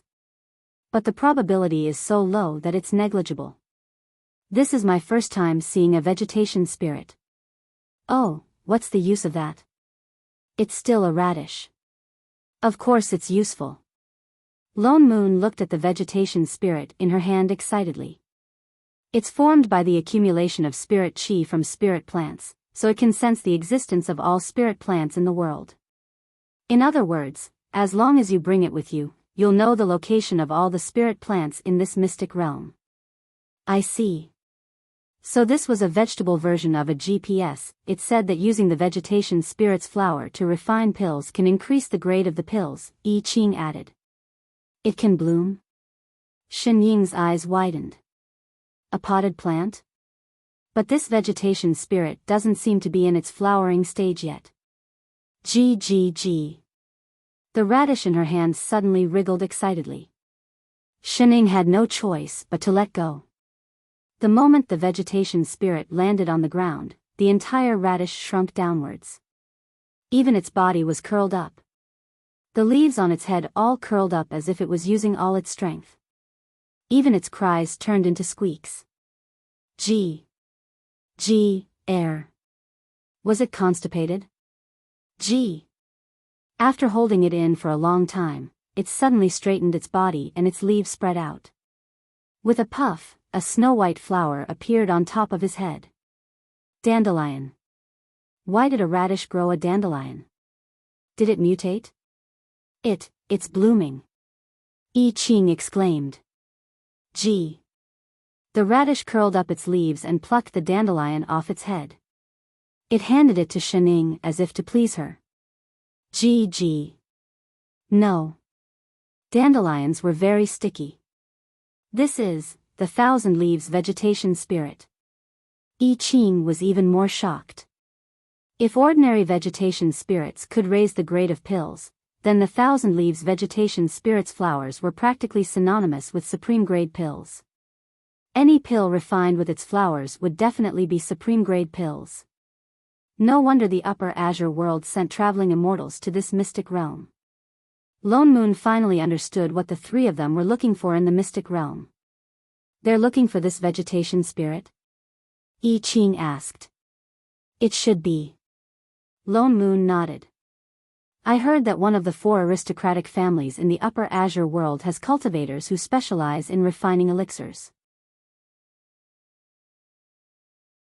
The family's most precious treasure is the thousand leaves vegetation spirit, and it's the only one in the world. Vegetation spirits can't possibly grow in a place suitable for human cultivators. They also need dense wood spirit chi, I Ching continued. That's why he thought that there would be some in this mystic realm. That's right. Lone Moon looked at the vegetation spirit on the ground with a complicated expression. It kept raising its flower high, trying to give it to someone. If the 3 of them knew that the thing they were looking for had been picked up by Shen Ying the moment they entered the mystic realm, would they explode in anger? Great, let's see how they're going to act tough now. Lone Moon's entire body felt good. Even a certain foodie seemed more pleasing to the eye.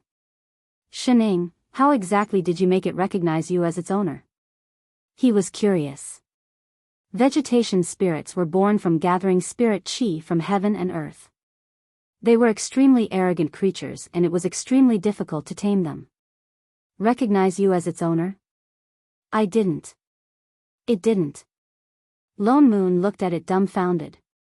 Why did it follow you if it didn't? And it even took the initiative to bloom flowers to please her. How would I know? It wanted to follow me. Shen Ying looked down at the dandelion on the ground. Seeing that she did not want it and was even working hard to bloom a second flower, she took a step back in disgust. If you like it, I'll give it to you. Me? Lone Moon was shocked. Even the upper azure world was trying so hard to get their hands on something. How could she just give it away so easily? Did she know what a vegetation spirit meant? It meant countless spirit herbs and elixirs. Did she still want to increase her cultivation level or not? Huh. Wait, it seemed like she really did not need it. Damn.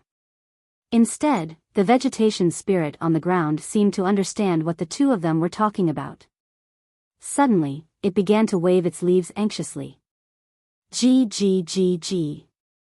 The radish was unwilling. Loneman's mouth twitched.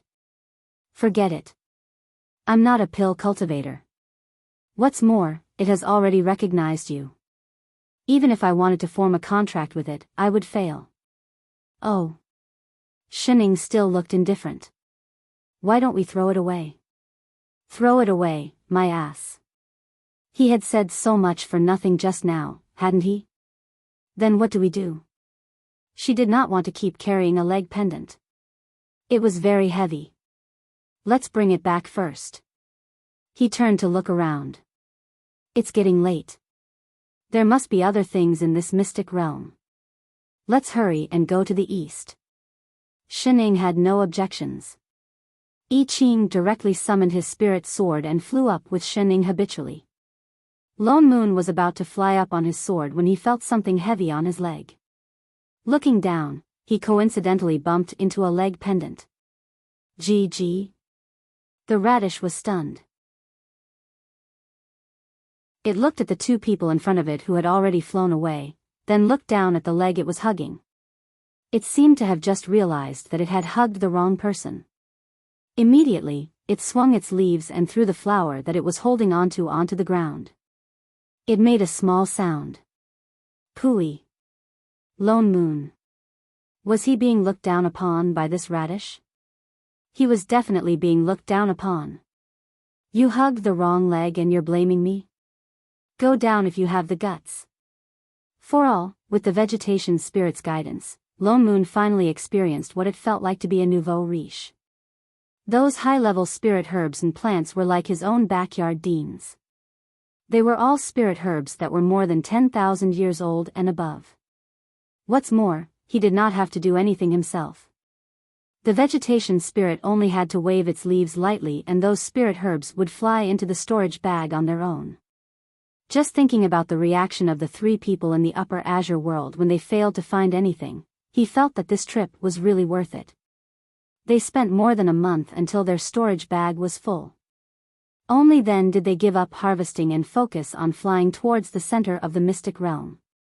The three of them flew for 4 to 5 days before they finally exited the forest that stretched as far as the eye could see. Suddenly, a wasteland appeared in front of them. Compared to the forest from before, this place seemed to be the other extreme. There were steep cliffs and strange rocks everywhere.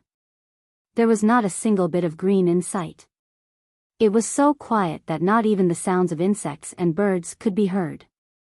The spirit chi here is a little strange. I Ching frowned and suddenly said. What do you feel? Lone Moon could also see that there was something strange about this place and became wary. I'm not sure yet. I Ching shook his head. The spirit chi here was very thick, even thicker than in the forest from before. However, for some reason, he felt that there was something strange about this spirit chi. There must be something hidden here. Be careful. Lone Moon nodded. He slowed down the speed of his flying sword and flew forward. They flew for a few more hours. They could no longer see anything apart from the rocks. However, they did not find anything strange. Don't you feel? Shining suddenly said, a little hot.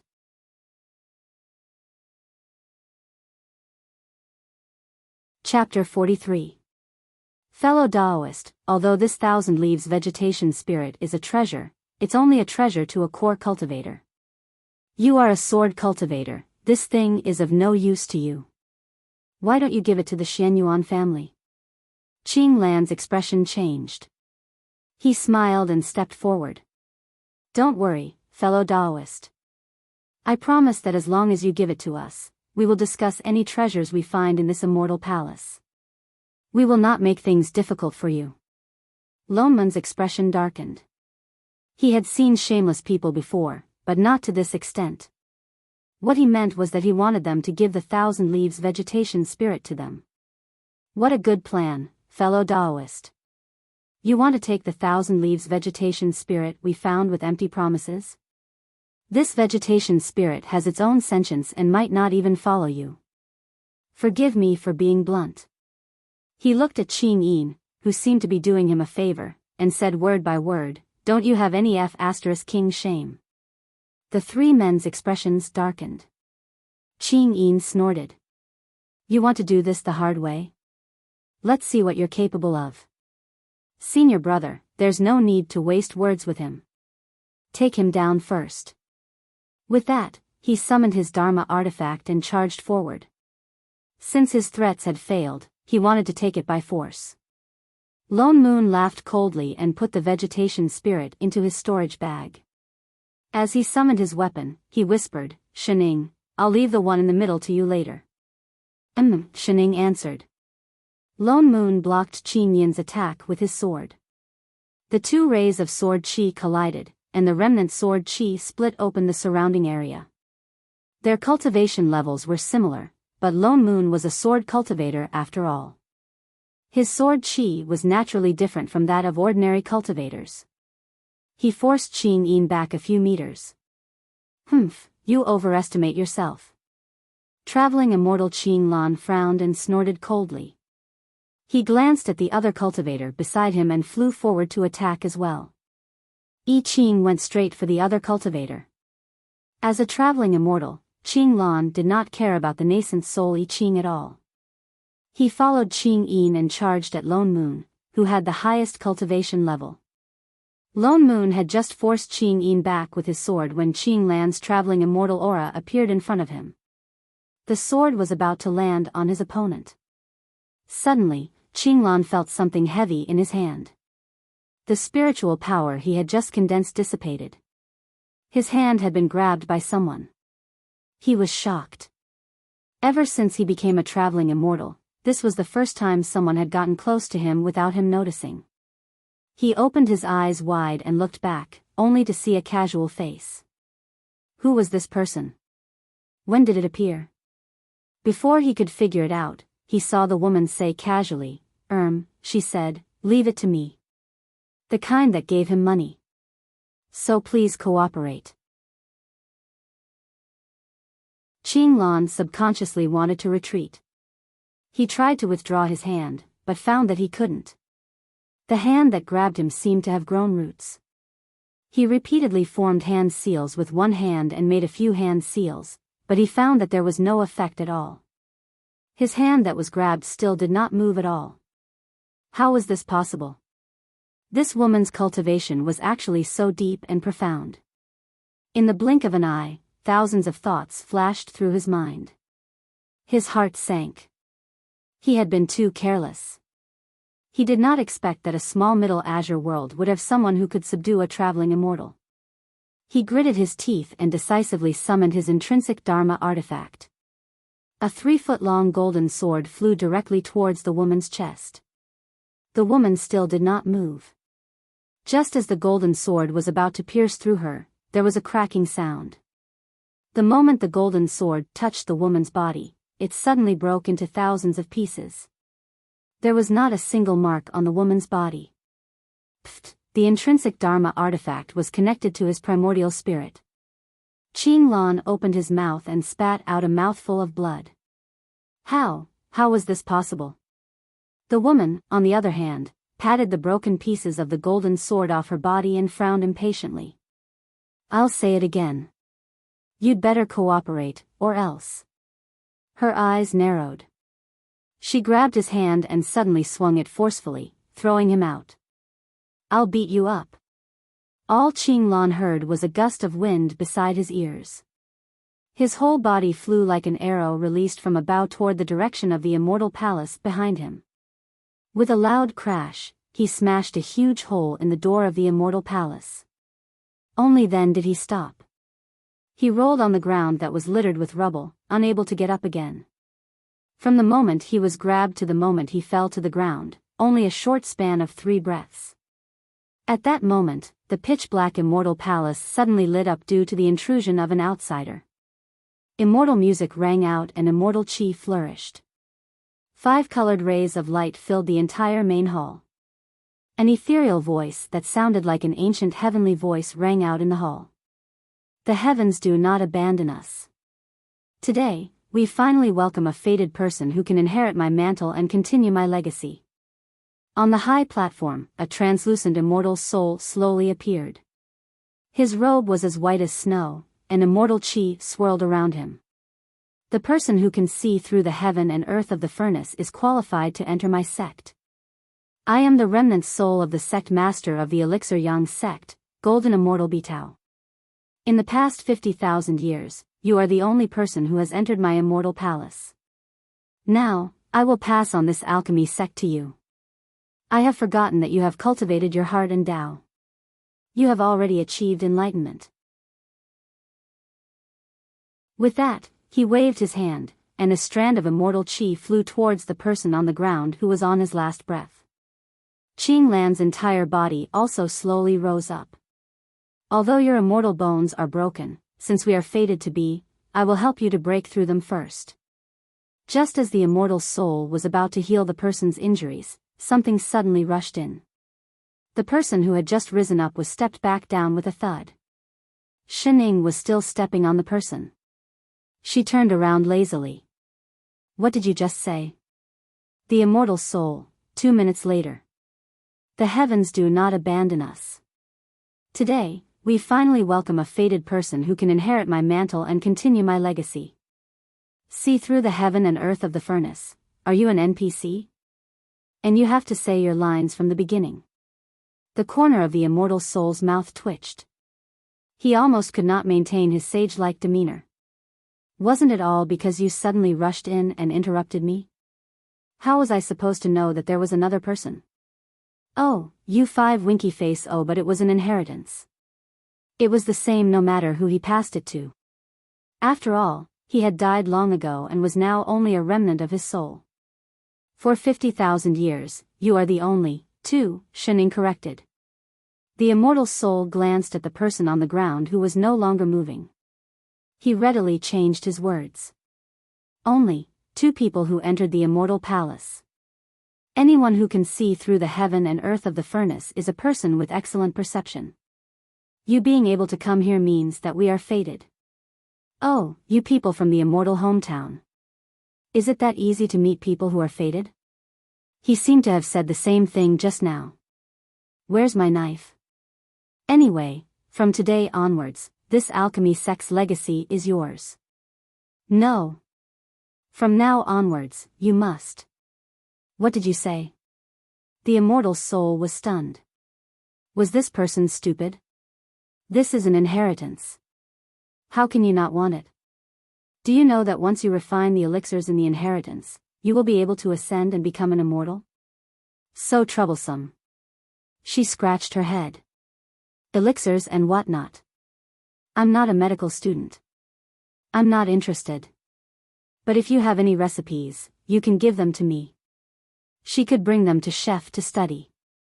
Recipes. Recipes. The immortal soul was speechless. His legacy of elixirs was not even comparable to recipes. This person must be sick in the head. Unfortunately, he had no other choice. No, you're already here. You have to take this inheritance even if you don't want it. He was rushing to reincarnate. With that said, his figure flashed and he appeared in front of Shining. He raised his hand and tapped on her forehead, intending to force the inheritance. Huh? Why was there no reaction? So he tapped a few more times, but found that the inheritance could not be transmitted. How is this possible? Do you believe that I won't beat you up if you press any harder? Shining took a step back unhappily. The immortal soul still looked at his hand in disbelief. How could this be? He raised his head and looked carefully at the person in front of him. Suddenly, his eyes widened. Damn, you don't have a spirit root. Is this very important? Are you King kidding me? Without a spirit root, how did you get in here? Hey. For all.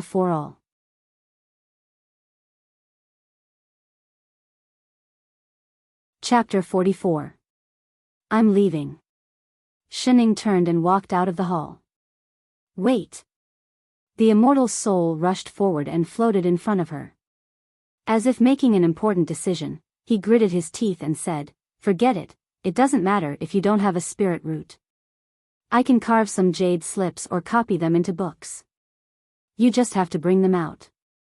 No. She was not a courier. Don't go, little girl. You're already here. Are you sure you don't want to bring something back?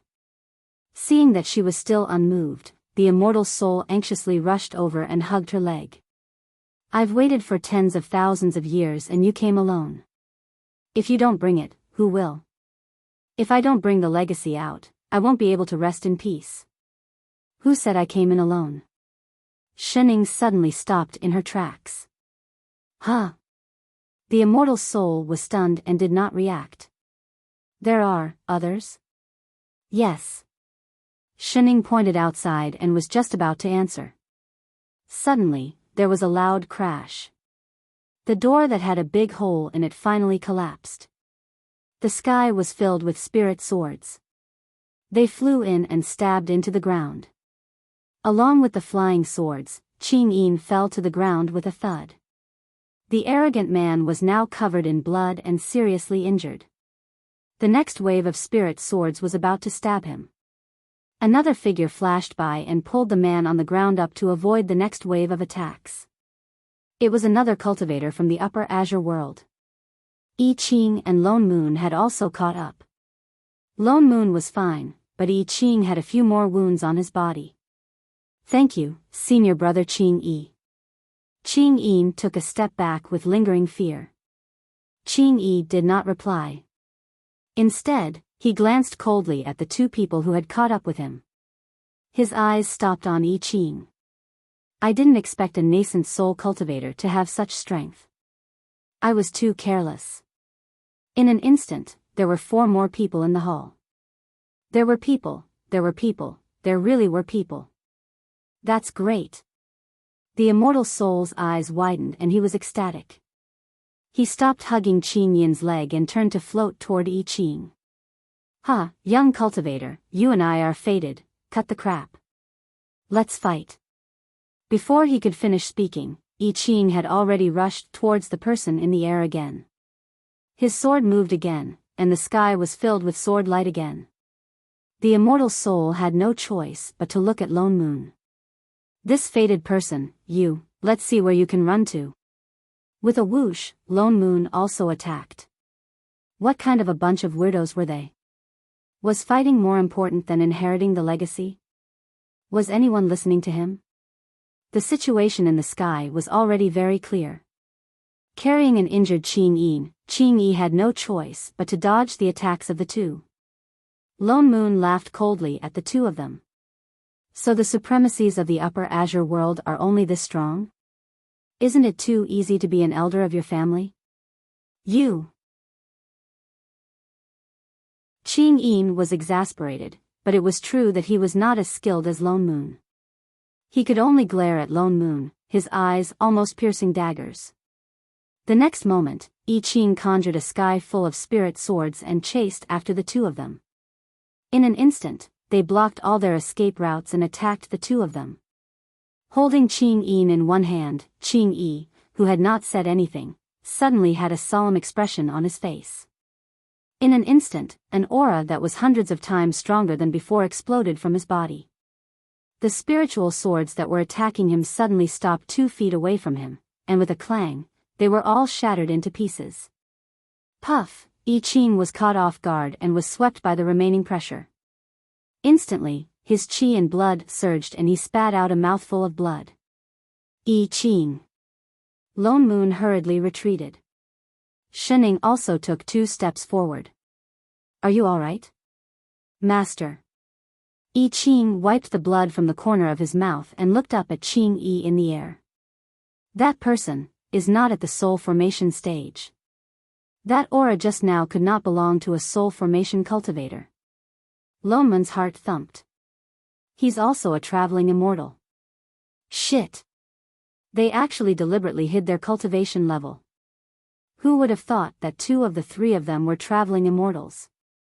Ha ha ha ha. Ching Yin suddenly laughed wildly. Do you really think that you can defeat us with just a soul formation and a nascent soul? Humph. So what if you're a sword cultivator? In front of a traveling immortal, you're just ants. Wait for my master. Senior brother Qing Lan. He was only halfway through his threat when he suddenly saw that there was no movement from the person on the ground. His eyes widened abruptly. Lone Moon also noticed the corpse on the ground. He turned to look at Shining and silently gave her a thumbs up. This efficiency, she was indeed an ally, worth 2 bags of spirit stones. Senior brother Qing Lan, how is this possible? Qing Yin's face was full of disbelief. Who hurt him? Could it be that this immortal palace? He looked around for a long time but could not find anyone else. Suddenly, he thought of something and turned to look at the person beside him. Senior brother Qing Yi, could it be that this place? Qing Yi was also stunned, but his eyes were not filled with worry. Instead, he looked around excitedly. His gaze instantly fixed on the front of the main hall, on the 2 eye-catching words, Alchemy Sect. The ancient Danyang sect. Qing Yi's eyes were even more excited as he stared at the words. Ha ha ha, this place is indeed the immortal palace of the ancient Danyang sect. His expression darkened.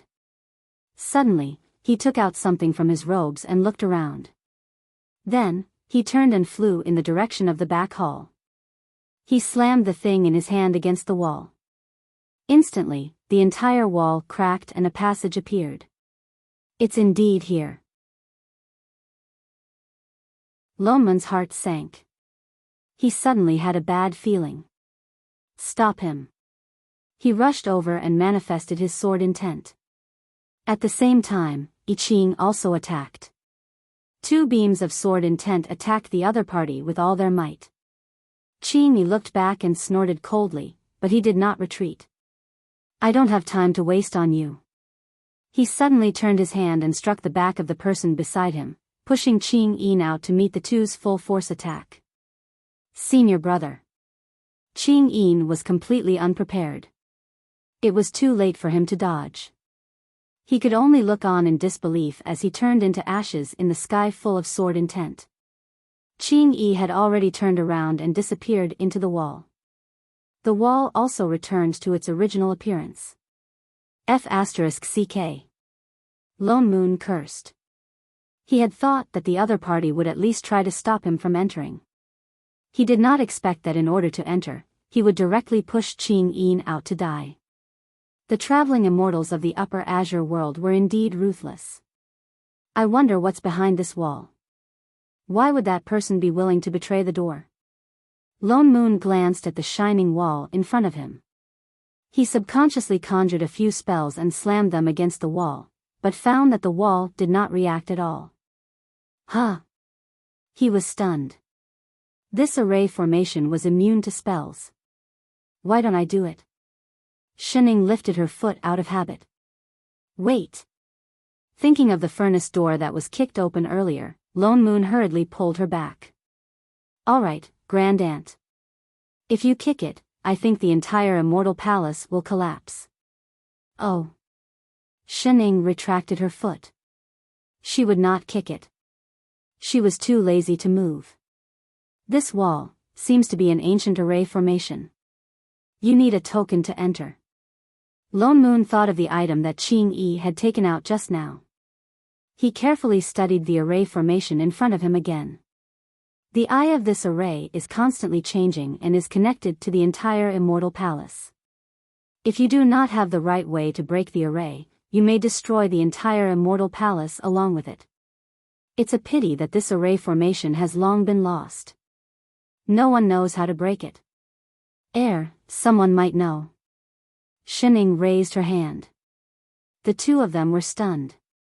Suddenly, she turned around and waved toward the hall. You. Floaty, come here for a moment.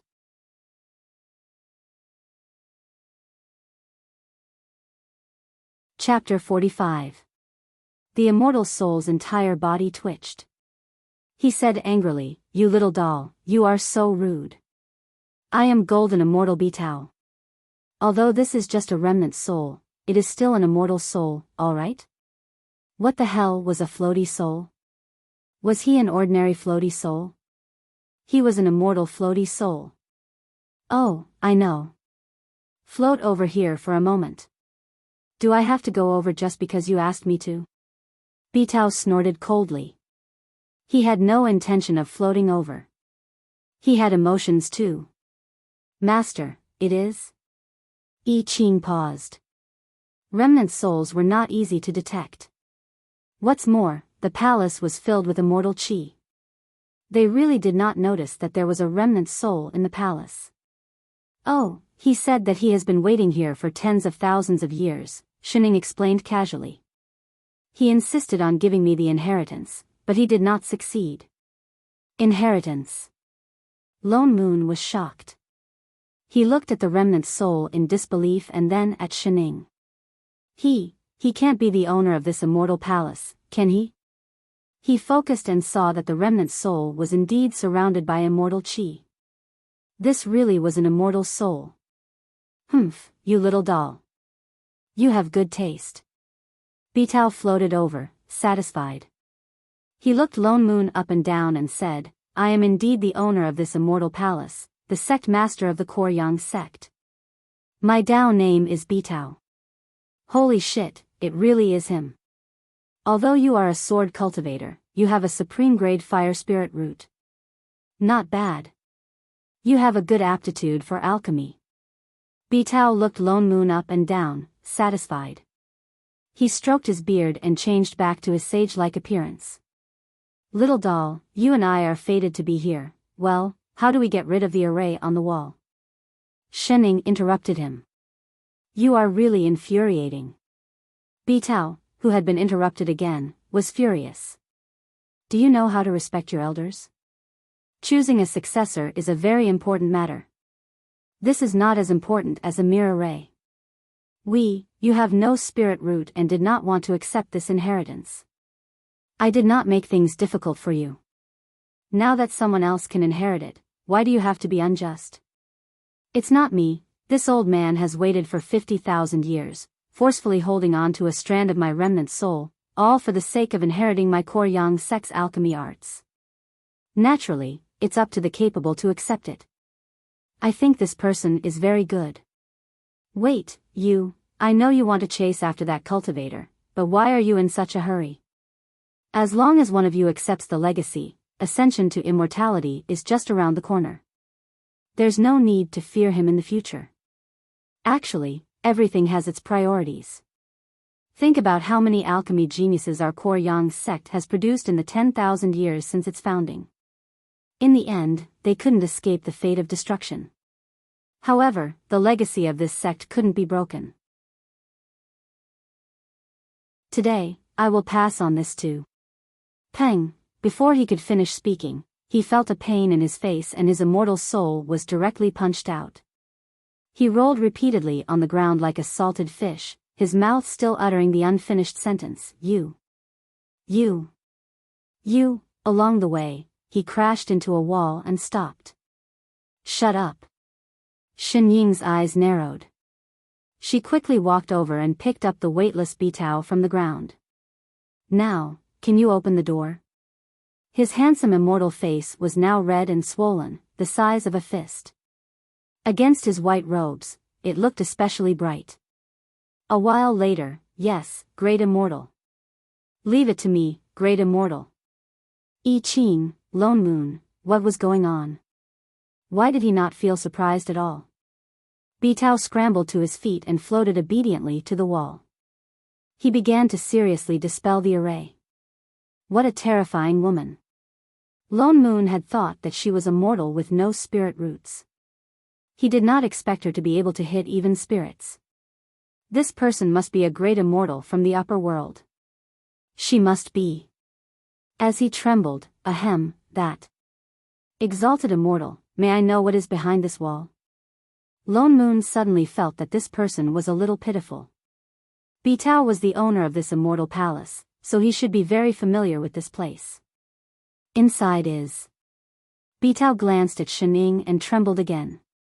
He immediately dropped the long lines that he had said earlier and answered quickly and concisely, the elixir storage room. It's where I kept my elixirs when I was alive. Elixirs. Lone Moon paused. Could it be that Qing Yi was after one of the elixirs inside? But he was already a traveling immortal and his cultivation level was stagnant. What kind of elixir could make him so excited? Bitao continued to dispel the array as he said, I think that person's goal is most likely the immortal transformation pill inside. There are immortal transformation pills here. Lone Moon exclaimed. When I was alive. Bitao looked at Shining weakly and replied, I think. I kept a few. What's an immortal transformation pill? Shining asked. Lone Moon's expression darkened. After a while, he said, an immortal transformation pill is an immortal medicine that can repair immortal bones. It can only be found in the immortal realm. In ancient times, before the three realms were separated, the people who became immortals lived in the same land. This is an ancient immortal palace. That's why it has. Why does he want it? Because he's a traveling immortal. I Ching's expression darkened as well. He continued to explain, Master, the so-called traveling immortals are people who have failed to ascend to immortality. But they are also people who have gone through the heavenly tribulation. When they go through the heavenly tribulation, their immortal bones will be formed. But if they fail the heavenly tribulation, their immortal bones will be destroyed by the heavenly lightning. That's why traveling immortals have no chance of ascending to immortality. But the immortal transformation pill can repair immortal bones. That means he can become an immortal after eating it? Yes. I Ching nodded. No. The more Lone Moon thought about it, the more anxious he became. We can't let him get the immortal transformation pill. Otherwise, we really won't be able to get out. There had never been a real immortal in the three azure realms. Bitao was just a remnant of an immortal's soul. Yet, he could survive in this immortal palace for tens of thousands of years and still maintain a level of power that even they could not detect. No one knew how powerful a real immortal could be. Although they had Shining as a cheat, they still did not stand much of a chance against an immortal. Done. Bitao was finally done with the array. The wall opened up once again. A moment later, it turned into a door. Behind the door was a huge storage room. There were rows of shelves that looked like bookshelves everywhere. Each shelf held one or two bottles of different colors. The few of them walked in to take a look. A few pill shelves had already been overturned. Many bottles and jars were rolling on the floor. In midair, Qing Yi was holding a bottle in his hand. He was laughing maniacally. I didn't expect you to come in here. It's a pity, you're too late. I've already found the immortal transformation pill. He excitedly poured out the pill from the bottle and swallowed it. Then, he crushed the empty bottle in his hand. His eyes were filled with excitement at the prospect of becoming an immortal. Soon I'll be able to ascend to immortality. Ha ha ha ha ha. In the next moment, the spirit chi on his body skyrocketed, and even the dense celestial chi in the surroundings surged. His cultivation began to soar at a speed visible to the naked eye. Holy shit! Lone Moon cursed under his breath. He did not expect that he would not make it in time. Let's get out of here. They had no choice but to leave now. He grabbed Shen Ying's hand and tried to turn around, but he could not. Well, I have a question. What questions do you have now? Escaping is more important. They could not possibly defeat an immortal. Let's go while he's still raising his cultivation level. No. Shen Ying did not move. Didn't Drifter say that he refined the immortal transformation pill 50,000 years ago? That's right. So what? It's been so long. Won't it expire? Huh? Lone Moon paused. Before he could react, he heard a strange gurgling sound coming from behind him. Qing Yi's cultivation level was still rising rapidly, but the spirit qi on his body suddenly dissipating completely. "See, he's having a stomachache," Shining said seriously. Lone Moon, Qing, Bitao.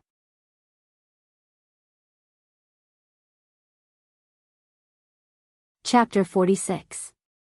How is this possible? Qing Yi's face was filled with disbelief. His expression was one of panic, as if he was trying to stop his cultivation from dropping. However, no matter how hard he tried, the spiritual qi still dissipated and his cultivation returned to its original state.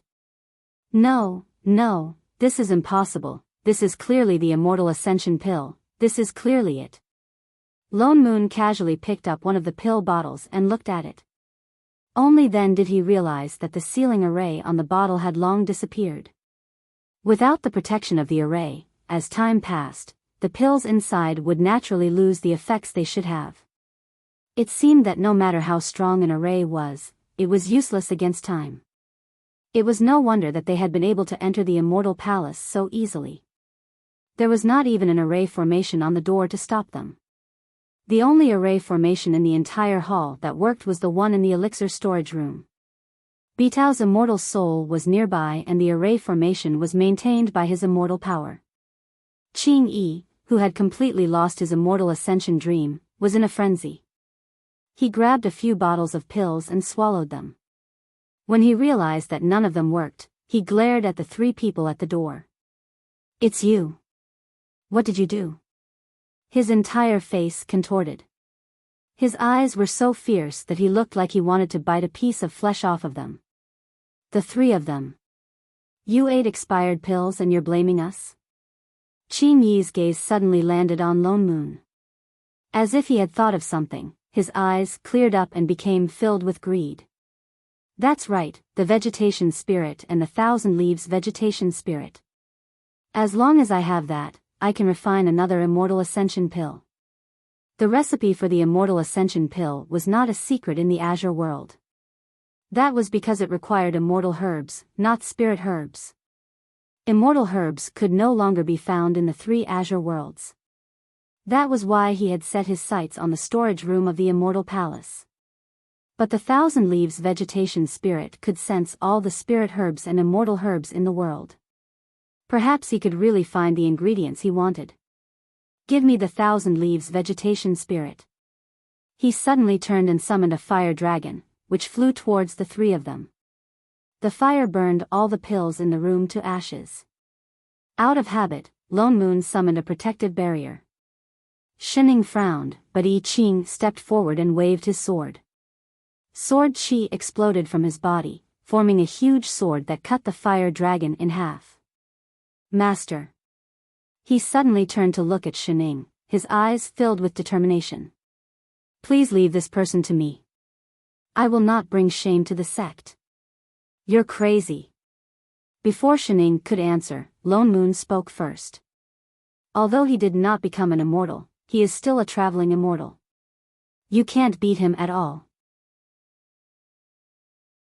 Sword cultivators were powerful, and I Ching was the most powerful sword cultivator he had ever seen. I Ching could single-handedly challenge a soul formation cultivator with his nascent soul cultivation. But the key was that the other party was a traveling immortal. When it's time to use a cheat, use it. "Brother. Master, please grant me my wish." I Ching did not even look at him. He looked straight at Shining. Lone Moon would deal with Qing Yin, Master would deal with Qing Lan, and he would deal with Qing Yi. Now that Qing Yin and Qing Lan had been executed, only Qing Yi remained. He was his master's only disciple. No matter what, he had to complete this mission. "All right, all the best." Shining nodded. "Yes, Master." I Ching turned around and charged at Qing Yi in the next moment. "Wait." Lone Moon turned to look at Shining, then at a certain person who did not care about his own life. Hey. Shining, you're not really going to let him fight Qing Yi alone, are you? Your disciple has a hole in his head. Don't mess around with him, okay?" Shining said nonchalantly, He's been apprenticed to me for so long. Just treat it as his homework. To hell with your homework. Do the two of you have to be so unreliable?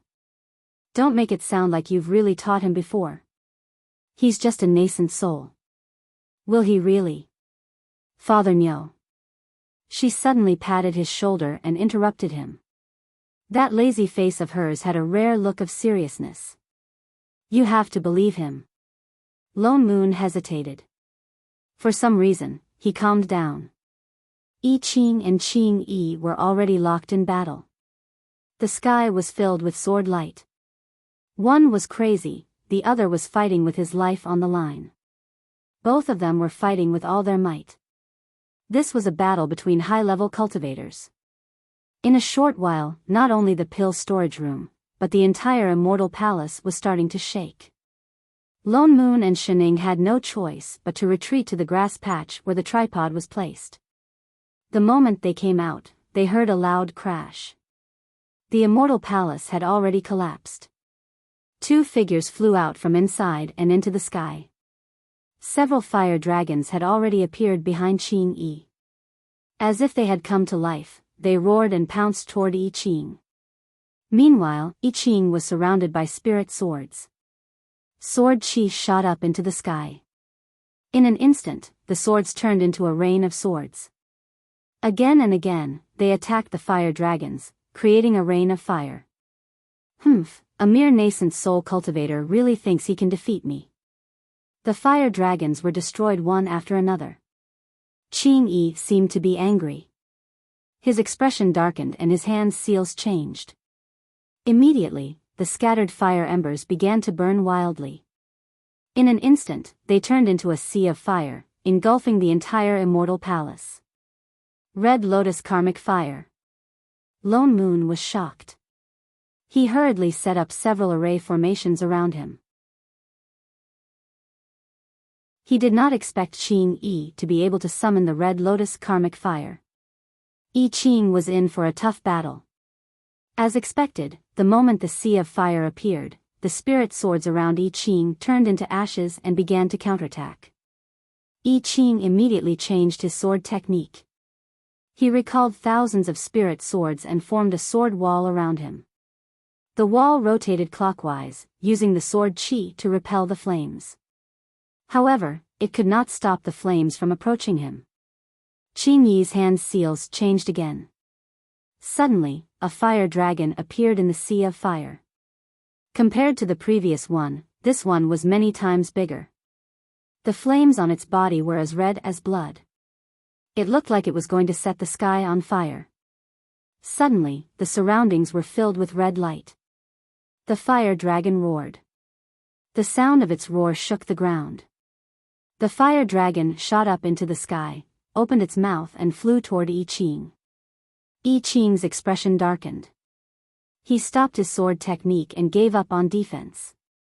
He used all the spirit chi in his body to form a huge golden sword that reached the sky. What a strong sword intent! Lone Moon was shocked.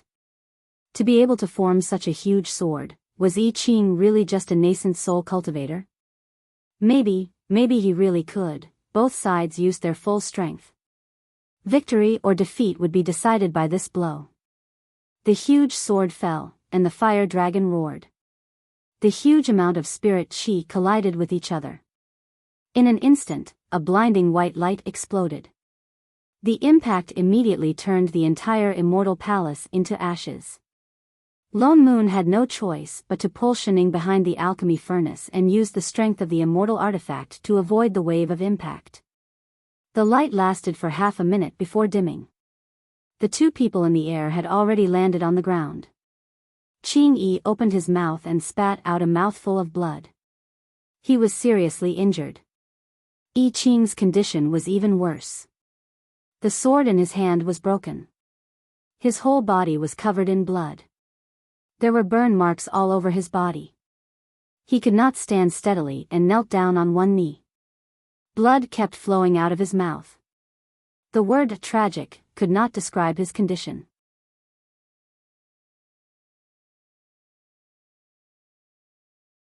Chapter 47.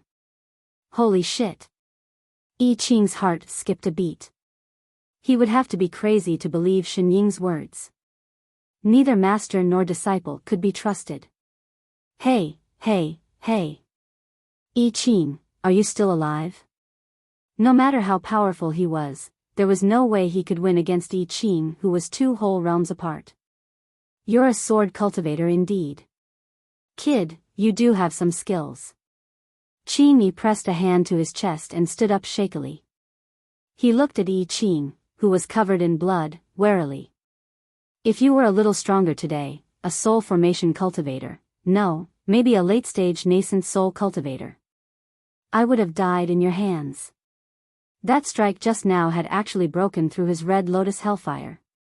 If it wasn't for the fact that his cultivation level was low and he didn't have enough spiritual energy, he would have died under that strike. Master. I Ching moved and turned to look at Shening, his eyes full of guilt and indignation.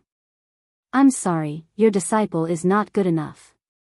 I didn't win against him. Oh, it's okay.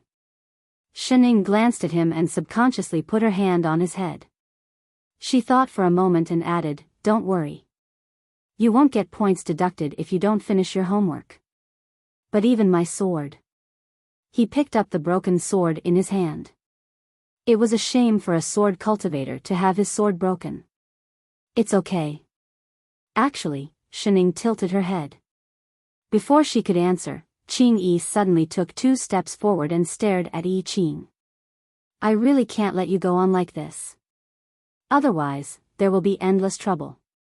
With that said, he endured the pain on his body and summoned the huge dragon formed by the karmic fire again. He charged toward the 3 of them.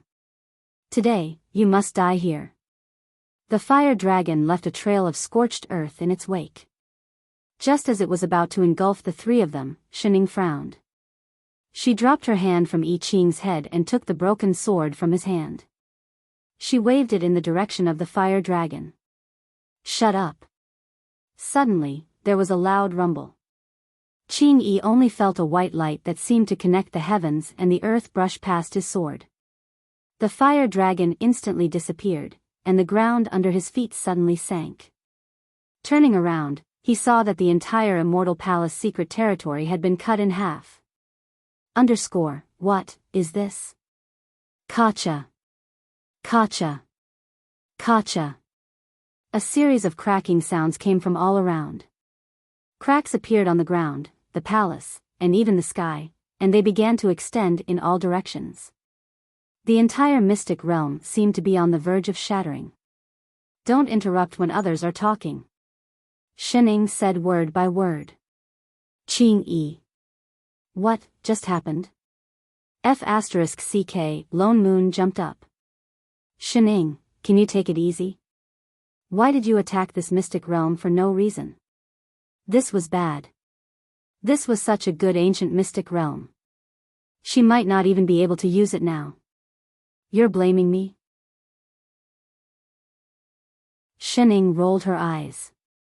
It was clearly this place that was too fragile. F***CK. Moss, Ter. I Ching stared blankly at the sword in her hand. The sword was clearly broken. It could no longer be considered a weapon. Why?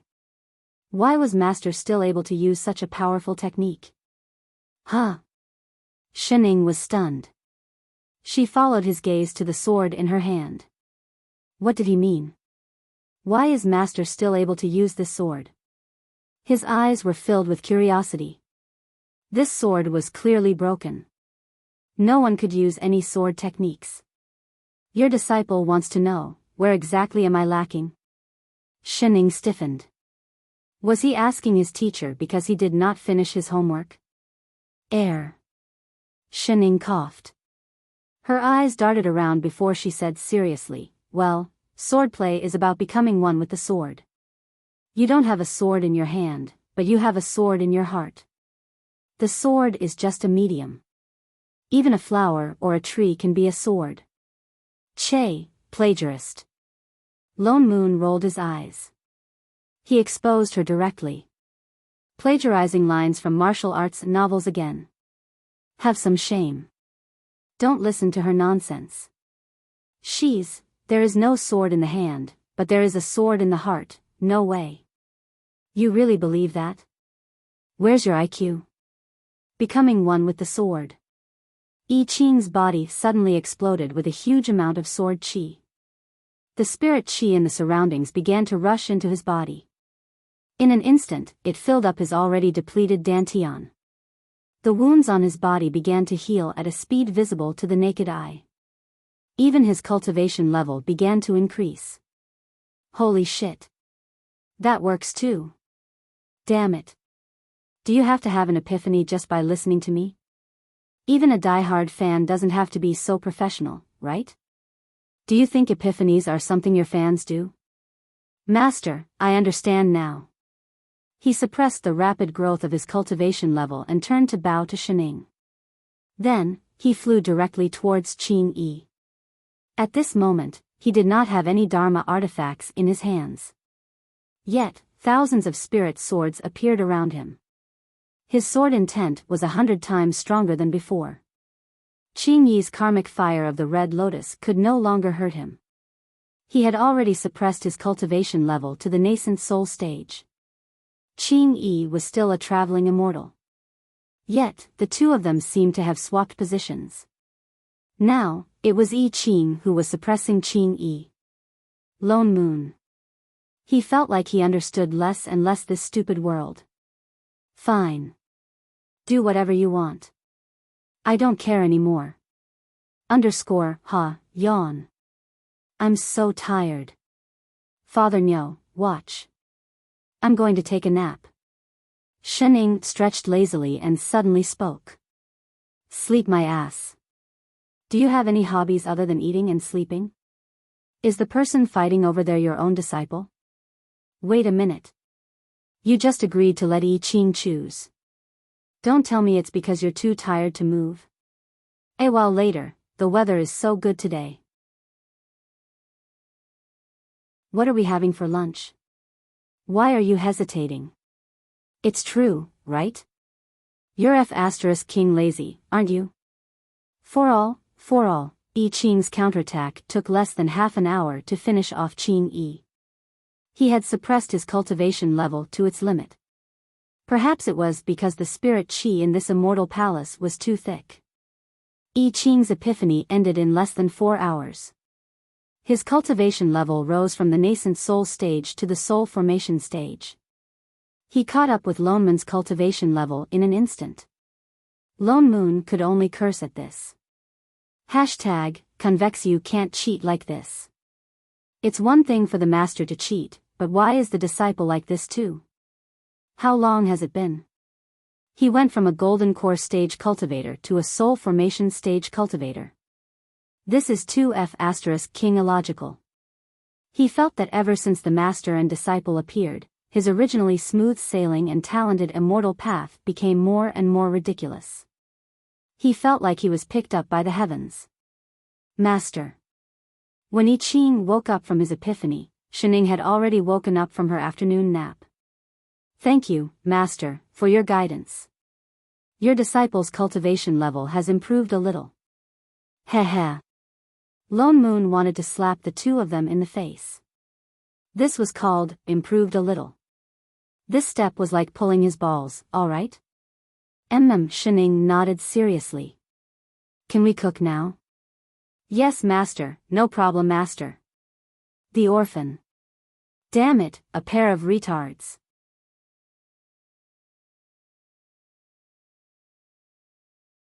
Chapter 48. They had barbecued spirit beast meat for lunch. I Ching had developed the habit of picking up spirit beast corpses. He even used the leftover karmic fire of the red lotus to barbecue the meat. Lone Moon silently lit a candle for Qing Yi, who had died with his eyes wide open. But the meat he barbecued was really king delicious. After finishing his 5th steak, Lone Moon started to worry about his future. Ever since he met foodie Shining, even Lone Moon, who had abstained from food for many years, had been awakened by the gluttonous instinct hidden in every Chinese. If this went on, he did not know when he would be able to achieve success. Trash Shining, you ruined my path to immortality and prevented me from ascending. ***, convex, another piece. After the meal, the originally beautiful immortal palace had almost collapsed. Shen Ying's sword had already destroyed the foundation of the immortal palace. The entire immortal palace had now collapsed, leaving only a small area around the alchemy furnace. Where do we go next? Shining looked at Lone Moon. You're the boss, you should speak. There are no other treasures here. Lone Moon turned back to look at the alchemy furnace. The immortal palace had collapsed and the pills in the treasury had lost their effectiveness. The most valuable thing in this ancient mystic realm was probably the vegetation spirit. There was no need for them to continue. Let's go into the furnace and take a look. Once the 3 months are up, we'll go back. Please wait. The three of them were just about to move when Bitao suddenly floated out of nowhere. What about the legacy? My two friends, are you interested in accepting it? Lone Moon's heart skipped a beat. He had almost forgotten about the immortal soul.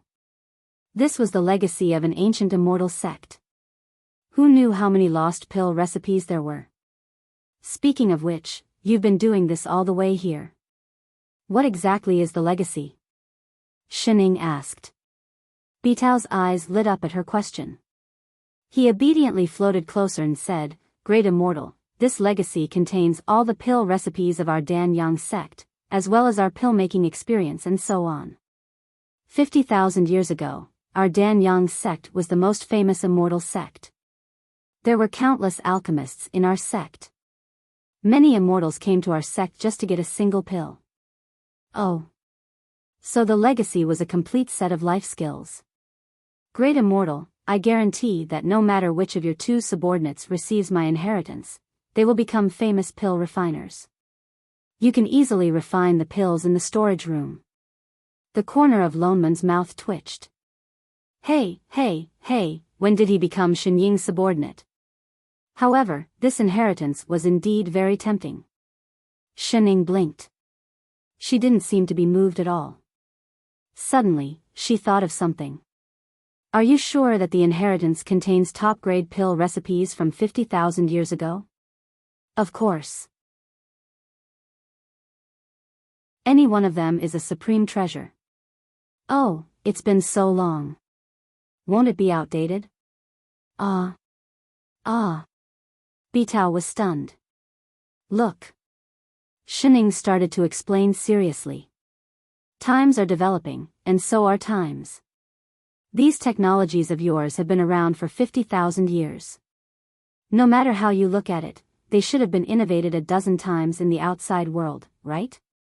Although it's not as exaggerated as digital products, which change every day, it's still possible for it to change every few years, or even every few hundred years, right?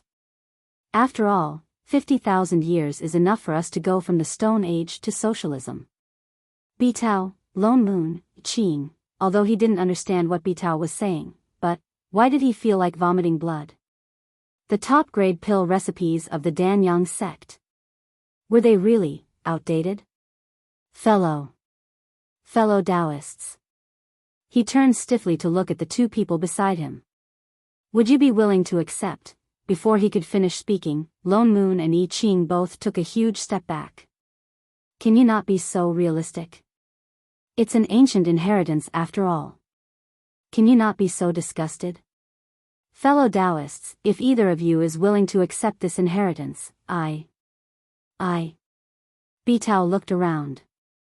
Finally, he gritted his teeth and pointed to the alchemy furnace beside him. I will give you the deviant fire in this furnace. What do you think? No matter what, he had to get this inheritance out of this place. Otherwise, he would not be able to die in peace. The fire in this furnace. Shining started to speak. Lone Moon and I Ching's faces paled. They stepped forward and covered her mouth. Please, ancestor. Can you let this mystic realm go? In the end, Lone Moon accepted the alchemy inheritance. The immortal soul kept its word and kept the deviant fire in the furnace. Lone Moon divided the deviant fire into 2 portions and gave one to I Ching. Although I Ching did not refine pills, he was quite knowledgeable about refining weapons. This deviant fire was very strong and could be used to refine weapons. An inheritance from 50,000 years ago could not even compare to a furnace of alchemy fire. Lone Moon carefully looked at the inheritance. It was exactly as Shining had said. Apart from some of the lost pill recipes, more than 80% of the pills in the inheritance were outdated. The pills produced by the existing pill recipes were not only more effective but also easier to find. It was as if he had obtained a textbook that had long since broken away from the current era. It was completely useless. The key was that some of the lost pill recipes were already available in the Azure world. Some of the ingredients were already extinct. For example, the immortal transformation pill. Therefore, after a lot of editing, there were not many that could be used.